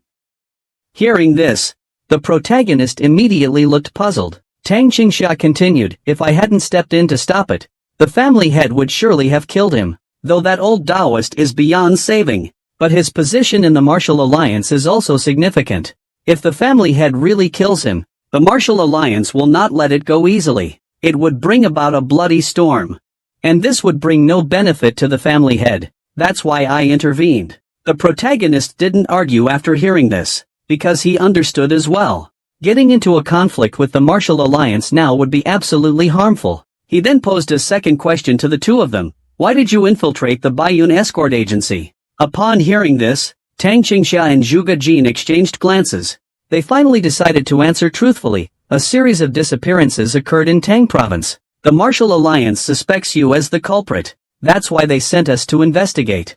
The protagonist felt a bit puzzled upon hearing this. "Since that's the case, how did you determine that I'm not the killer?" Tang Qingxia's face showed a trace of sincerity. "For the sake of your subordinates, you were willing to endure He Fei Lian's attack, and even risked going into the deadly ice water yourself. You even fought fiercely with the elders of the Huangshan sect for everyone's sake. So, I don't believe someone like you could be the killer, but that's just my intuition. If there is a mistake, it can only mean that the master of the house's acting skills are indeed remarkable." The male lead, Wen Yan, smiled faintly, "And I'll be honest with you. Actually, I have been investigating the serial disappearance case for a long time. And now, there are results." "Really?" Upon hearing this, Tang Qingxia and the others became completely anxious. Then, he looked at the male lead with urgency and said, "Please tell me the truth. Please." At this moment, the male lead reveals a meaningful smile. "You all need to think carefully. Once you know the truth, there will be no turning back." The scene shifts. In the dark, windy mountain forest, a group of cloaked figures in black is escorting something. Suddenly, a human hand accidentally falls from the carriage. One of them immediately went over to pick up the broken rope. He then calmly tossed it back onto the carriage. The other men in black, seeing this, remained unfazed. Noticing nothing unusual, they continued to move forward. However, they were unaware that just moments ago, 3 of their comrades had already met a grim fate. At this moment, someone has quietly slipped into the group. In the dead of night, a group of sleeping followers is transporting bodies. But they don't realize that someone has already snuck into their ranks. Just as the group reaches its destination, they notice 3 people standing still, looking quite uneasy. A bald man assumes the 3 are newcomers to the faith, and reassures them not to be so nervous. "Take the opportunity to rest for a moment while we have time." At this moment, the leader of the 3 suddenly asked if there was only one exit here. The bald man answered without thinking, "Yes, that's right," but just as he finished speaking, he felt something was off. Why did the other person ask this question? However, before he could react, he suddenly saw a flash of cold light.